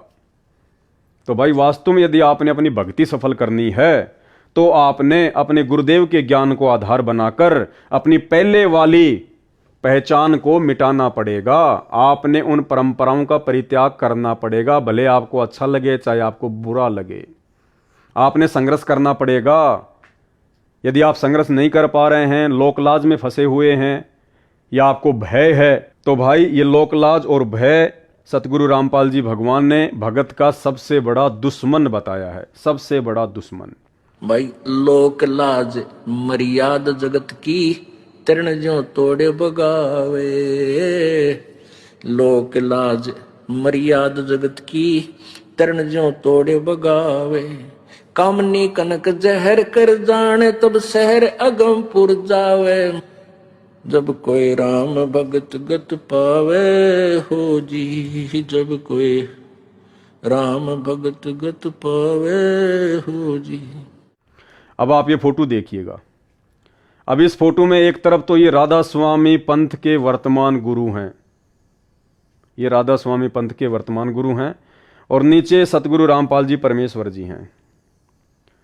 अब आप किसी भी व्यक्ति से कहो कि ये जो संगत है ये कौन से गुरु की हो सकती है, आपको कोई ये पोस्टर दिखा के कहे कि साहब ये तो राधा स्वामी पंथ के वर्तमान गुरु हैं और ये हैं यथार्थ 13वें कबीर पंथ के गुरु सतगुरु रामपाल जी, और ये है संगत, और आप लोगों को 5,000 रुपये का इनाम दिया जाएगा, ये बताओ कि ये संगत कौन से गुरु की है। तो भाई और बहनों 99% लोगों का जो जवाब होगा, 99% लोगों का जो जवाब होगा वो ये होगा कि ये संगत जिन्होंने सर पे पगड़ी बांध रखी है, जिन्होंने दाढ़ी मूंछ बढ़ा रखी है, ये सारे के सारे लोग राधा स्वामी पंथ से जुड़े हुए हैं। क्योंकि जैसा गुरु वैसा ही चेले, कोई भेदभाव नहीं है, किसी प्रकार का कोई फर्क नजर नहीं आ रहा। गुरु ने भी मूंछें बढ़ा रखी हैं, दाढ़ी बढ़ा रखी है, चेलों ने भी दाढ़ी बढ़ा रखी है, मूंछें बढ़ा रखी हैं, गुरु ने भी पगड़ी धारण कर रखी है, चेलों ने भी पगड़ी धारण कर रखी है। तो 99% लोगों का यही जवाब होगा कि साहब सारे के सारे ये राधा स्वामी पंथ वाले गुरु के चेले हैं, सारे के सारे। कोई नहीं कहेगा कि ये संत रामपाल जी के भगत हैं, क्योंकि संत रामपाल जी जैसा इनमें एक भी लक्षण नहीं दिखाई दे रहा, एक भी लक्षण। तो भाई और बहनों, आपकी पहचान क्या है? आपका गुरु तो कह रहा है कि मैं अपने भगत को धीरे धीरे धीरे धीरे अपने जैसा बना लूंगा, कि गुरु को कीजिए दंडवत और कोटि कोटि प्रणाम, कीट न जाने भृंग को गुरु कर ले आप समान। लेकिन आप अपने गुरुजी के समान होना ही नहीं चाहते, आप अपने गुरुजी के जैसा बनना ही नहीं चाहते। या तो आपको ज्ञान नहीं है या आपको इन आश्रमों में ज्ञान करवाया नहीं जाता है। तो भाई और बहनों, अगर भक्ति सफल करनी है तो तमाम पहले वाली परंपराओं को त्यागना पड़ेगा। आप चाहे सिख समाज से हैं, चाहे मुसलमान समाज से हैं, पहले आप जो मर्जी करते थे, कुछ भी धारण करते थे। अब यदि आप संत रामपाल जी के मानव धर्म से जुड़ गए हैं तो आपने मानव धर्मी बनना पड़ेगा। और मानव धर्मी कैसा होता है ये आप संत रामपाल जी को देख लो, इनके चेहरे को देख लो, इनके सर को देख लो, इनकी वेशभूषा को देख लो। आपने ऐसा बनना पड़ेगा, अपनी वेशभूषा में, अपने पहनाव में आपने बदलाव करना पड़ेगा। यदि परमात्मा प्राप्ति करनी है तो बाकी ड्रामेबाजी चाहे कितनी करते रहो, सतगुरु रामपाल जी भगवान आपको जबरदस्ती नहीं कहेंगे कि तू भाई तेरी पगड़ी उतार दे या तेरे को आश्रम में नहीं आने देंगे, तू अपनी दाढ़ी मूछ कटवा के आना अब की बार, नहीं तेरे को आश्रम में नहीं आने देंगे। वो आपकी मर्जी, आपकी मौज। क्योंकि जब आप सृष्टि रचना पढ़ेंगे तो आपको यह भी पता चलेगा कि काल का और परमात्मा का एक एग्रीमेंट हुआ था। जिसमें काल ने परमात्मा से कहा था कि गुरुदेव, हे परमात्मा, आप नीचे जाके अपना ज्ञान देना, आप अपना भक्ति विधान बताना, जो आपके ज्ञान को स्वीकार करे वो आपका, और जो आपके ज्ञान को स्वीकार ना करे वो काल का। तो इस दास का जो उद्देश्य है और भगवान का जो काल से प्रोमिस है, एग्रीमेंट है, वो यही था। काल ने कहा था कि आप अपना ज्ञान देकर अपना बनाना प्रभु, बाई फोर्स ना करना। जो आपके ज्ञान को मानेगा आपका हो गया, जो मेरी बकवादों में उलझा रहेगा वो मेरा होगा। मैं उसको खाऊंगा, नचाऊंगा, जन्म मृत्यु के अंदर उनको चक्कर कटाऊंगा, उसमें बाधा ना करना।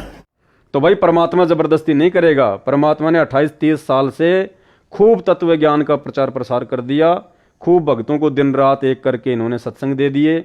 उसके बावजूद भी यदि आप अपनी भक्ति क्रियाओं में, अपनी वेशभूषा में, अपने रहन सहन में, अपने पहनावे में कोई परिवर्तन लेके नहीं आना चाहते हैं, तो ये आप भक्तों की अपनी मर्जी है।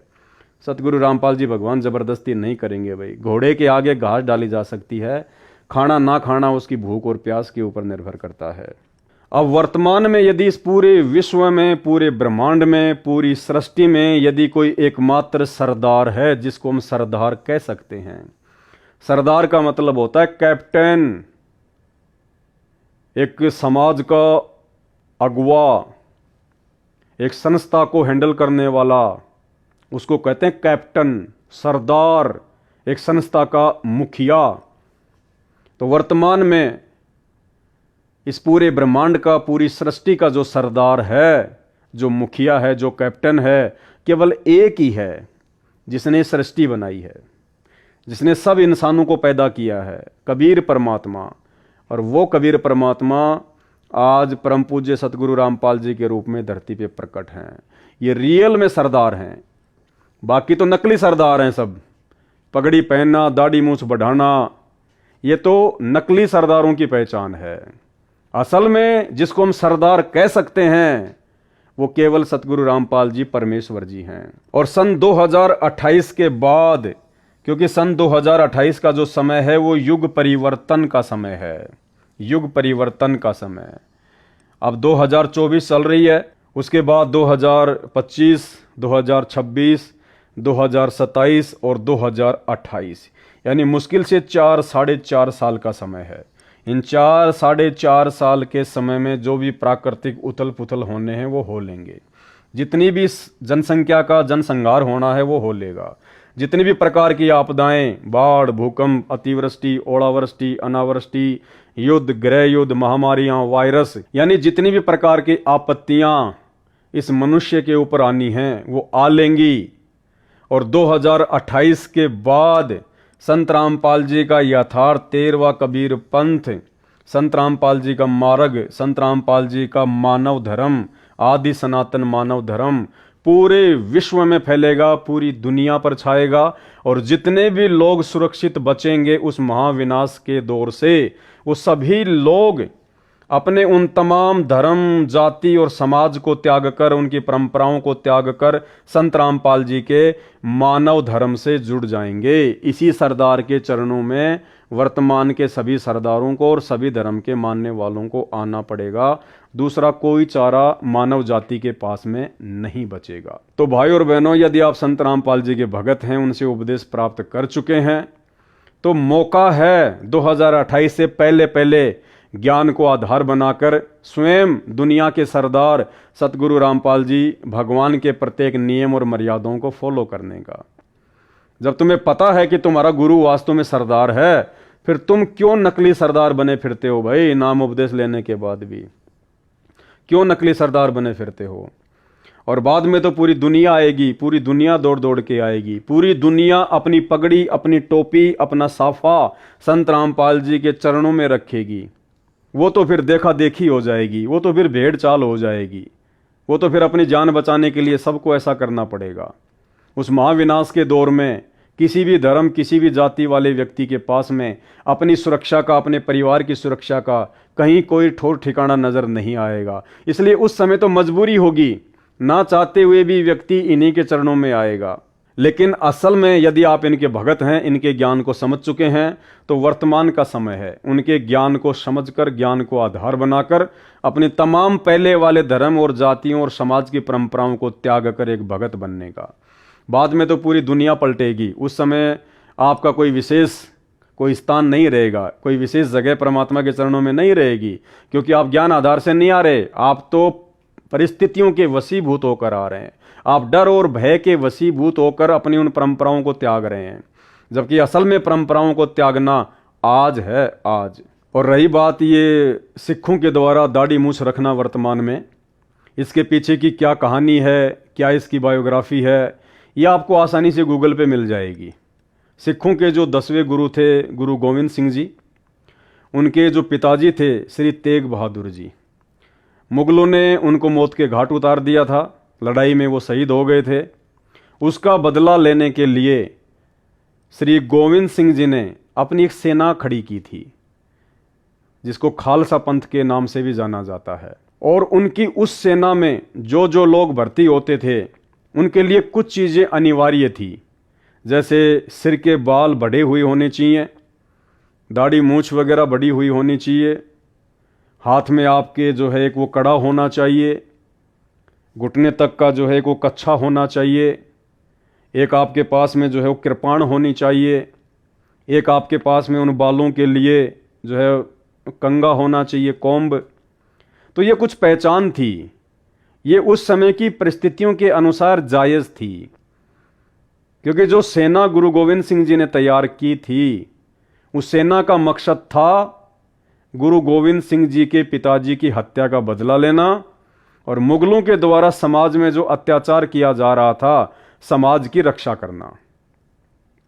और उस समय जो बाल जो बढ़ाए जाते थे और बालों के ऊपर फिर जो पगड़ी पहनी जाती थी, तो उसका रीजन था कि जब लड़ाई होगी, आक्रमण होगा, युद्ध होगा, अगर सिर पर किसी बंदूक से या किसी लठ से या किसी तलवार आदि से यदि आपको नुकसान पहुंचाने का प्रयास किया जाए, तो काफ़ी हद तक वो बड़े बड़े बाल और बालों के ऊपर वो पगड़ी आपका बचाव कर देगी, आपके सर का बचाव कर देगी। तो उस समय ये ज़रूरी था। कड़ा इसलिए पहना जाता था कि बाय द वे आपके पास में हथियार नहीं है, तो आप जी जो कड़ा है, उस कड़े से आप जी सामने वाले के प्रहार को, आक्रमण को झेल सकें, रोक सकें। कच्छा इसलिए पहना जाता था ताकि वो ढीला ढीला रहे, दौड़ने भागने में, उठने बैठने में दिक्कत ना रहे। कंगा उन बालों को संवारने के लिए था। वो कृपाण एक छोटे हथियार के रूप में था। और वर्तमान में ना तो हिंदुस्तान में कोई मुगलों ने आक्रमण कर रखा है, ना कोई मुगल यहाँ पे कोई अत्याचार कर रहा है। वो परिस्थितियां ही नहीं है वर्तमान में। वो देश काल और परिस्थितियां कुछ और थी, वर्तमान में वो परिस्थितियां नहीं हैं। इसलिए वर्तमान में अब उन चीजों की आवश्यकता भी नहीं है। नमस्कार, आप देख रहे हैं lokmatnews.in। आपके साथ मैं हूं भारती द्विवेदी।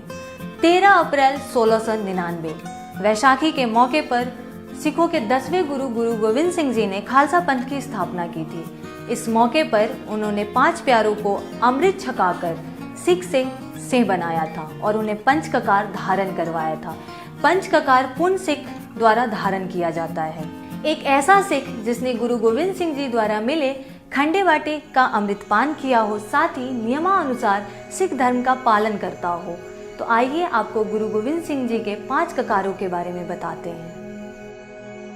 सिख धर्म में अमृत चखने वाले सिख को अमृतधारी सिख भी कहा जाता है। ऐसा सिख खास नियमों का पालन करता है और साथ ही धारण करता है ये 5 कराकार: कंघा, कड़ा, कछारा, कृपाण, केस यानी बाल। 5 ककारों में कंघा पहला है। एक अमृतधारी सिख साधारण प्लास्टिक का नहीं बल्कि लकड़ी के कंघे का इस्तेमाल करता है और इसे अपने बालों में पगड़ी के नीचे धारण भी करता है। अमृतपान कराने के बाद ही लकड़ी का एक कंघा दिया जाता है। यह 5 ककारों में अहम माना गया है। कहते हैं कि जब लकड़ी का ये कंघा बालों और स्कैल्प पर इस्तेमाल किया जाता है तो यहाँ रक्त का प्रवाह बढ़ता है। कड़ा आम लोगों की नज़र में भले ही ये एक लोहे की या अन्य धातु की बनी चूड़ी जैसा हो, लेकिन एक सिख के लिए ये किसी सम्मान से कम नहीं है। ये कड़ा दाहिने हाथ में पहना जाए और केवल एक ही कड़ा पहना जाए, ये नियम है। सिख धर्म में लोहे के कड़े को सुरक्षा का प्रतीक माना गया है। कछहारा साधारण जिस तरह के अंदरूनी वस्त्र आम लोग पहनते हैं, यह कछहारा उससे काफ़ी अलग है। परंपरा है कि यह कछहारा सूती कपड़ों का ही होना चाहिए। इस कछहारे को एक खास उद्देश्य से बनाया गया था। उस ज़माने में जब सिख योद्धा युद्ध के मैदान में जाते थे तो घुड़सवारी करते समय या युद्ध करते समय उन्हें एक ऐसी चीज़ की ज़रूरत थी जो तन को भी ढके और परेशानी भी ना दे। तब कछहारा पहनने की रीति बनाई गई। केश यानी बाल सिख धर्म में होने की पहचान है। गुरु गोविंद सिंह जी के अनुसार केश अकाल पुरख द्वारा एक सिख को दी गई देन है, एक सम्मान है जिसे कभी भी खुद से अलग नहीं करना चाहिए। इसलिए एक अमृतधारी सिख या कायदे से किसी भी सिख को अपने बाल नहीं कटवाने चाहिए। सिर के, दाढ़ी के या शरीर के जिस भी भाग पर बाल है, उन्हें सिख धर्म में कटाने की या हटाने की मनाही होती है। कृपान शायद आपने कभी ध्यान भी दिया हो, एक अमृतधारी सिख हर समय अपने कमर की बाईं ओर एक छोटी सी कृपान या कटार पहने रखता है। यह 5 ककारों में से ही एक ककार है जिसे 24 घंटे पहने रखना जरूरी होता है, यहाँ तक कि सोते समय भी। अगर स्नान किया जा रहा है तो उस समय इस कृपान को सिर पर पगड़ी के साथ बांध लिया जाता है, लेकिन कभी भी अपने तन से अलग नहीं किया जाता। गुरु गोविंद सिंह जी के वचन के अनुसार उनके सिख को बुराई से लड़ने के लिए हर समय तैयार रहना चाहिए और यह कृपान उसका हथियार है जिसे सिर्फ और सिर्फ अहिंसा पर जीत पाने के लिए ही इस्तेमाल करें। ठीक है, जो व्यक्ति संत रामपाल जी के ज्ञान से अपरिचित हैं, जो उनके भगत नहीं हैं, जो सिख समाज से जुड़े हुए हैं, वो भले ही उन परंपराओं का निर्वाह करें, हमें कोई ऑब्जेक्शन नहीं, हमें कोई दिक्कत नहीं है। चाहे पगड़ी पहने, चाहे मूछें बढ़ा के रखें, चाहे दाढ़ी बढ़ा के रखें, चाहे साफ रखें। ये वीडियो उनके लिए नहीं है, ये वीडियो केवल उन लोगों के लिए है जिन लोगों ने सिख समाज से होने के बावजूद सतगुरु रामपाल जी भगवान से उपदेश ले लिया है, सिख समाज से होने के बावजूद संत रामपाल जी के मानव धर्म को स्वीकार कर लिया है और उसके बावजूद भी, भगत बनने के बावजूद भी उन तमाम पहली वाली परंपराओं को ढो रहे हैं, उन परंपराओं के वजन को ढो रहे हैं। वो 2 किलो का वजन पगड़ी का, बालों का अपने सिर पर ढो रहे हैं। आपका कितना समय बर्बाद हो रहा है। परमात्मा ने हमें एक एक श्वास की कीमत बताई और आपका कितना समय बर्बाद होता है बाल धोने में, बालों को संवारने में, बालों को जो है वो कंघा करने में, बालों को बांधने में, फिर उसके ऊपर वो पगड़ी पहनने में, फिर कभी कभार उस पगड़ी को साफ करने में, धोने में। आपका कितना समय बर्बाद हो रहा है। दाढ़ी वगैरह ना ढंग से आप नहा पाते, ना ढंग से आप जी जो है अपने चेहरे को, अपने सर को साफ कर पाते। क्या आवश्यकता है इन चीज़ों की। हम मानव धर्मी है और मानव धर्मी की पहचान है बिल्कुल सिंपल सादा व्यक्ति, कोई दिखावा नहीं, कोई परंपरा का निर्वाह नहीं। पहले वाले धर्मों की सारी पहचानें समाप्त। भाई जब तक आप अपनी पहले वाली पहचान को समाप्त नहीं करोगे तो संत रामपाल जी के भगत के रूप में आपकी पहचान कैसे बनेगी, बन ही नहीं सकती। अगर आपने उन धर्मों को छोड़कर संत रामपाल जी के धर्म को अपनाया है तो भाई संत रामपाल जी के धर्म को सही रूप में आप उस समय तक नहीं अपना सकते जब तक आप अपने पहले वाले धर्म की परंपराओं का परित्याग नहीं करेंगे। जिस प्रकार एक बच्चे का स्कूल में एडमिशन करवा दिया जाता है, एडमिशन होने के बाद उस बच्चे ने बहुत सारी बातों का परित्याग करना पड़ता है। स्कूल जाने के बाद उस बच्चे को एक ड्रेस कोड में रहना पड़ता है। स्कूल में जो ड्रेस है वो पहननी पड़ती है और पहले वो घर पे जो मर्जी कपड़े पहना करता था, लेकिन एडमिशन लेने के बाद उसकी मनमानी नहीं चलेगी। स्कूल के कायदे कानून के अनुसार चलना पड़ेगा। स्कूल में उसको स्कूल की ड्रेस पहन के ही जाना पड़ेगा। पहले बच्चा घर पर दिन में 4 बार खाना खा लेता था, 5 बार खाना खा लेता था। अब स्कूल में एडमिशन लेने के बाद उसको लंच टाइम में ही लंच करना पड़ेगा। बीच में उठ के खाना नहीं खा सकता, हर आधे घंटे में खाना नहीं खा सकता, यानी अपनी उन क्रियाओं को चेंज करना पड़ेगा।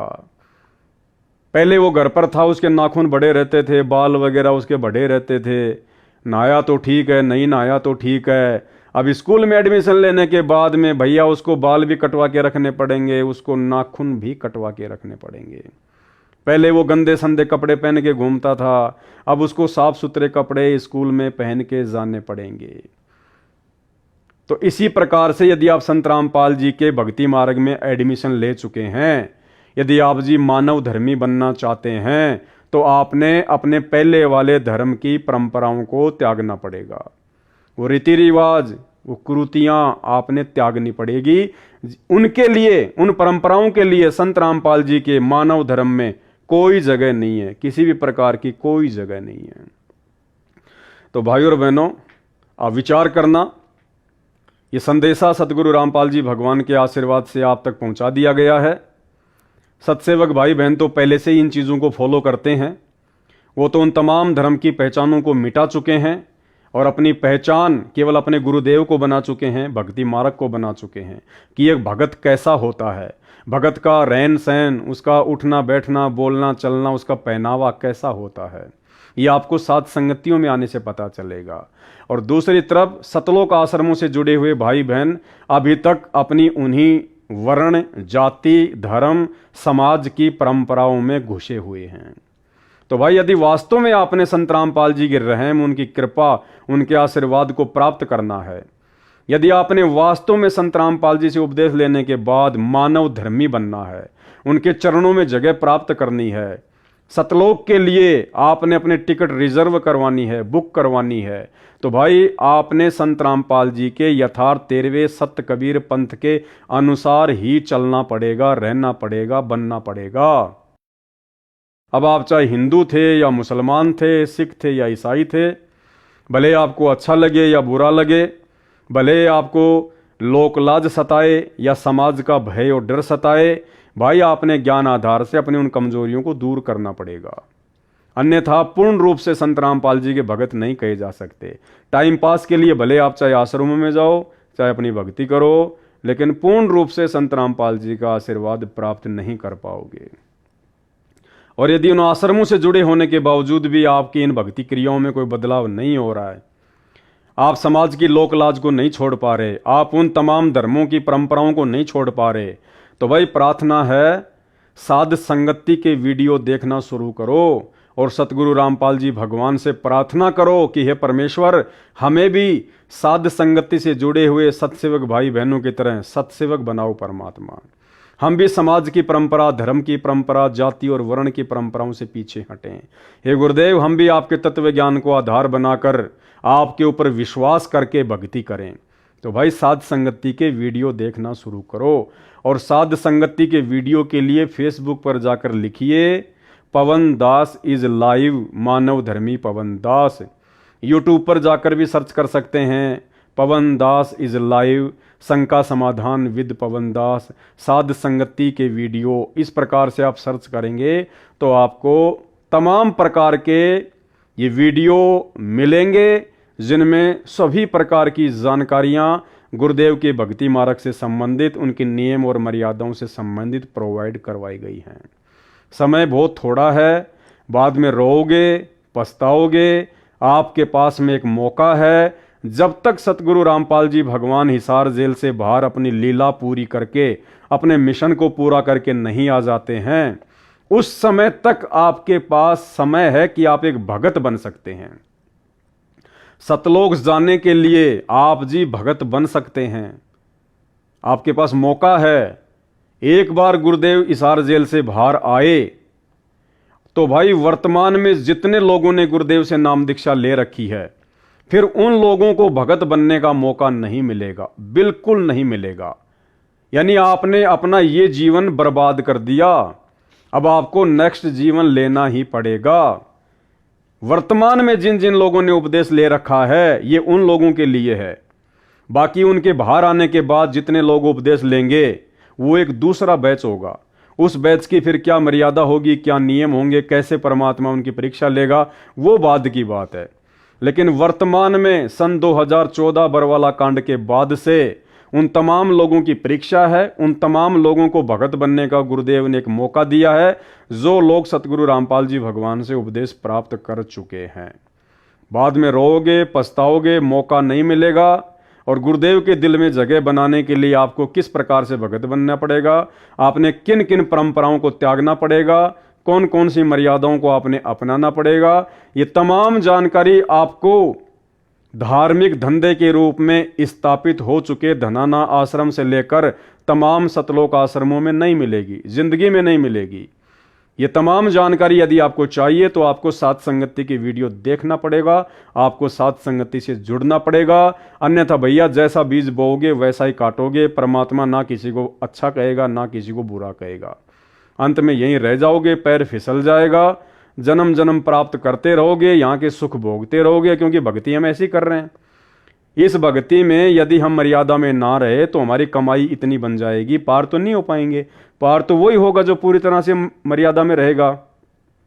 लेकिन मर्यादाओं में ना रहकर भक्ति करते करते हमारी जबरदस्त कमाई हो जाती है इन सत भक्ति मंत्रों से, और फिर हमें बार बार मनुष्य जन्म मिलेंगे, और मनुष्य जन्म बनकर यहीं पे हम धक्के खाते रहेंगे, अपनी भक्ति को बर्बाद करते रहेंगे, और ना जाने फिर क्या क्या कष्ट और माँ कष्ट उठाएंगे। तो भाई और बहनों, फिलहाल मौका है, हाथ जोड़ के प्रार्थना है, मान बड़ाई अहंकार को त्याग दो, ये व्यर्थ की परंपराओं को त्याग दो। यहाँ कोई सरदार नहीं है, सरदार सबका एक ही है। यहाँ कोई मुस्लिम नहीं है, कोई हिंदू नहीं है, कोई ईसाई नहीं है। सबका जनक, सबका बाप, सबका उत्पत्ति करता धरती पर आ चुका है, प्रकट हो चुका है। आने वाले समय में तो पूरी दुनिया इनके चरणों में आएगी, गिड़गिड़ाएगी, नाक रगड़ेगी। दूसरा, धरती पर किसी को कोई ठोर ठिकाना नजर नहीं आएगा। और तुम चंद भाई बहन जिनको गुरुदेव ने मौका दिया, समय रहते अपनी शरण में ले लिया, तुम अगर उन्हीं परंपराओं में उलझे रहे, उसी मान बढ़ाई में उलझे रहे, उन्हीं धर्म के रीति रिवाजों में उलझे रहे और परमेश्वर के मानव धर्म को सही से नहीं अपनाया, तो भैया आपकी भी वही दुर्गति होगी जो वर्तमान में संत रामपाल जी को ना पहचान कर उनसे दूर बैठे हैं। तो एक संदेशा गुरुदेव की सत प्रेरणा से आपको दे दिया गया है। अब आपने सरदार बनना है या आपने भगत बनना है, आपने सिख बनना है या आपने सतगुरु का शिष्य बनना है, ये भाई आपकी अपनी मर्जी के ऊपर निर्भर करेगा। गुरुदेव आपको ना तो ये कहने आएंगे कि बेटा तू ठीक कर रहा है, ना आपको ये कहेंगे कि बेटा तू गलत कर रहा है, क्योंकि 28 वर्षों से गुरुदेव ने ज्ञान दे दिया। वो ज्ञान इसीलिए दिया है कि हम खुद निर्णय कर सकें। कहे कबीर सोए जन मेरा, जो नीर खीर का करे निबेरा। तो आज के वीडियो में केवल इतना ही, आगे फिर आपको जानकारियां देते रहेंगे। तब तक के लिए दीजिए इजाजत। बंदी छोड़ सतगुरु रामपाल जी भगवान की जय हो। बच्चों, आप इन बातों को हल्के बना लो, कति 100 की 100 साची है। आंखों देखे उस महापुरुष ने अपने मालिक की महिमा गाई है। विश्वास कर लो, दर्द कति आंख मीच लो। अब ब्लाइंड फेथ करना शुरू करो, जो दास बोल रहा। सारे प्रमाण दे दिए, अब आपका समय आ गया है कति शीश देने का। शीश को काट के नहीं चढ़ाना, समर्पित होना। सिर सौंपा गुरुदेव को, सफल हुआ यो शीश। नित्यानंद इस शीश पर, आप बस जगदीश। लल्लो पत्तों का ज्ञान बतेरा दे लिया, अब खरी खरी कहूंगा। और इनको जो सहन कर गया उसका बेड़ा पार है। और जिसके अंदर दोष होगा वो या तो ठीक हो जाएगा ना छोड़ जाएगा इस विषय को। हमने इस की जरूरत भी नहीं है। अब मैं देखता हूँ जैसे ये बकवाद करी है 11/7 को, ये सारनाम प्राप्त न करी है, ये बकवास उसने की है। अब वो कुत्ते वाली मौत नहीं मरेगा तो और क्या करेंगे ये बताओ। सारनाम ले लिया, कोई परमानेंट टिकट होगी तब तो उसका कुछ भी ना होगा, बकवाद वैसे करता रहो। भाड़ में जाओ इसे शस और ऐसे कोऑर्डिनेटर, तो अपनी बकवास करके कर्म बना लो। बकवास छोड़ कर ये बार बार कहने की बात नहीं है। मुश्किल से मानो शरीर मिला, इसमें तुम वो चौधर में खो दियो और नष्ट करके चले जाइए इस जीवन को। जो आदेश दास का हो, भगत तो वो है, कूदता हूँ गुरुदेव का।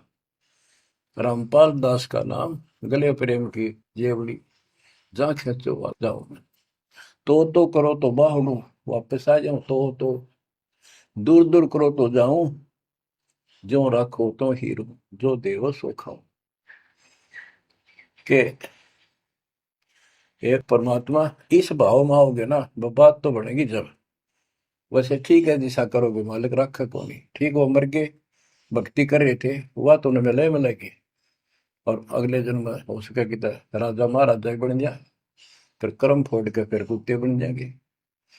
तो ऐसे अधीन होना पड़ेगा। आपको जो निर्देश मिले, भैया सेवा छोड़ दे, तुरंत त्याग दे, हाथ जोड़ के खुश होकर, मुंह बढ़ावा नहीं कि देखा है कोऑर्डिनेटर हटा दिया, मैं इतने दिन से सेवा कर रहा था, मैं ये कर रहा था, है वैसे उन दिनों में किया मैंने, जब दुख के दिन थे आज में हटा दिया। तो के राजा था तो के मंत्री लाग रहा था, भले आदमी, सेवा थी, मजदूरी थी, मालिक ने दी, मालिक ने ले ली, खुश होना चाहिए हाथ जोड़ के। भाई फेर दियो चांस, गुरु जी ने कहियो, फिर मौका दे, कोई गलती हो तो सुधारूंगा, सुधारूंगी। ये तो है साधु के लक्षण। और बकवाद करके मुंह चढ़ाकर बैठे, के किसका के बिगाड़ेगा, कल मरेगा कुत्ते वाली मौत से, ऐसे की सीट के मारेगा काल। बच्चों, अपने ऊपर रहम ना करते, दास पकड़ लो। मेरा संघर्ष देखो, 27-28 साल हो गए दास में, 1994 से आज तक हिसाब ला लो। और इसलिए कि आप घोर नरक में पड़े हो, इसको सुख मानने बैठे हो। अरे सुख है कितनी समय का, पता है आपको? या सांस बेरा ना, इस सांस का आवण हो ना हो, ऐसे गंदे लोग में माचे माचे करो हो, अहंकार में सड़ रहे हो। यू काल अफारा कर रखा काल ने, तो हवा पर रखी है, और एकदम पलट देगा टायर सा तुम्हारा। आँख खोल लो, आखिर तुझको कौन कहेगा, गुरु बिन आत्मज्ञान, मन ने की कर ले, 2 दिन काम है मान, मन ने की। ये कबीर साहब रो रो कर गाया करते, खड़े होके तो चौराहे पर, आंखों में आंसू होती थी उनके। ये गाना नहीं था, ये विलाप था।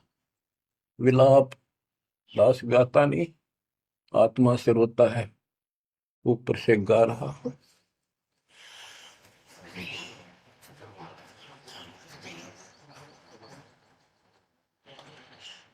120 साल आपके बाप, आपके पिता,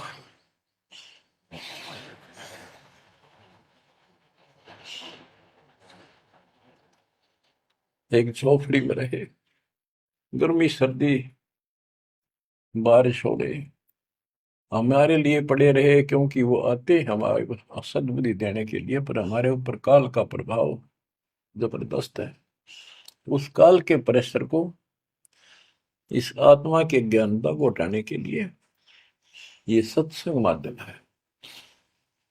भक्ति खूब कर ली, मर्यादा भंग होती रही, तो खाक भक्ति साथ पंचर हो रहा है, हवा भरे जाओ उधर से, फुर फुर होती रहेगी। पहले मर्यादित हो जाओ, पंचर ला लो सारे, और फिर अपनी थोड़ी हवा आराम से भरो, और देखना सारा काम ठीक हो जाएगा।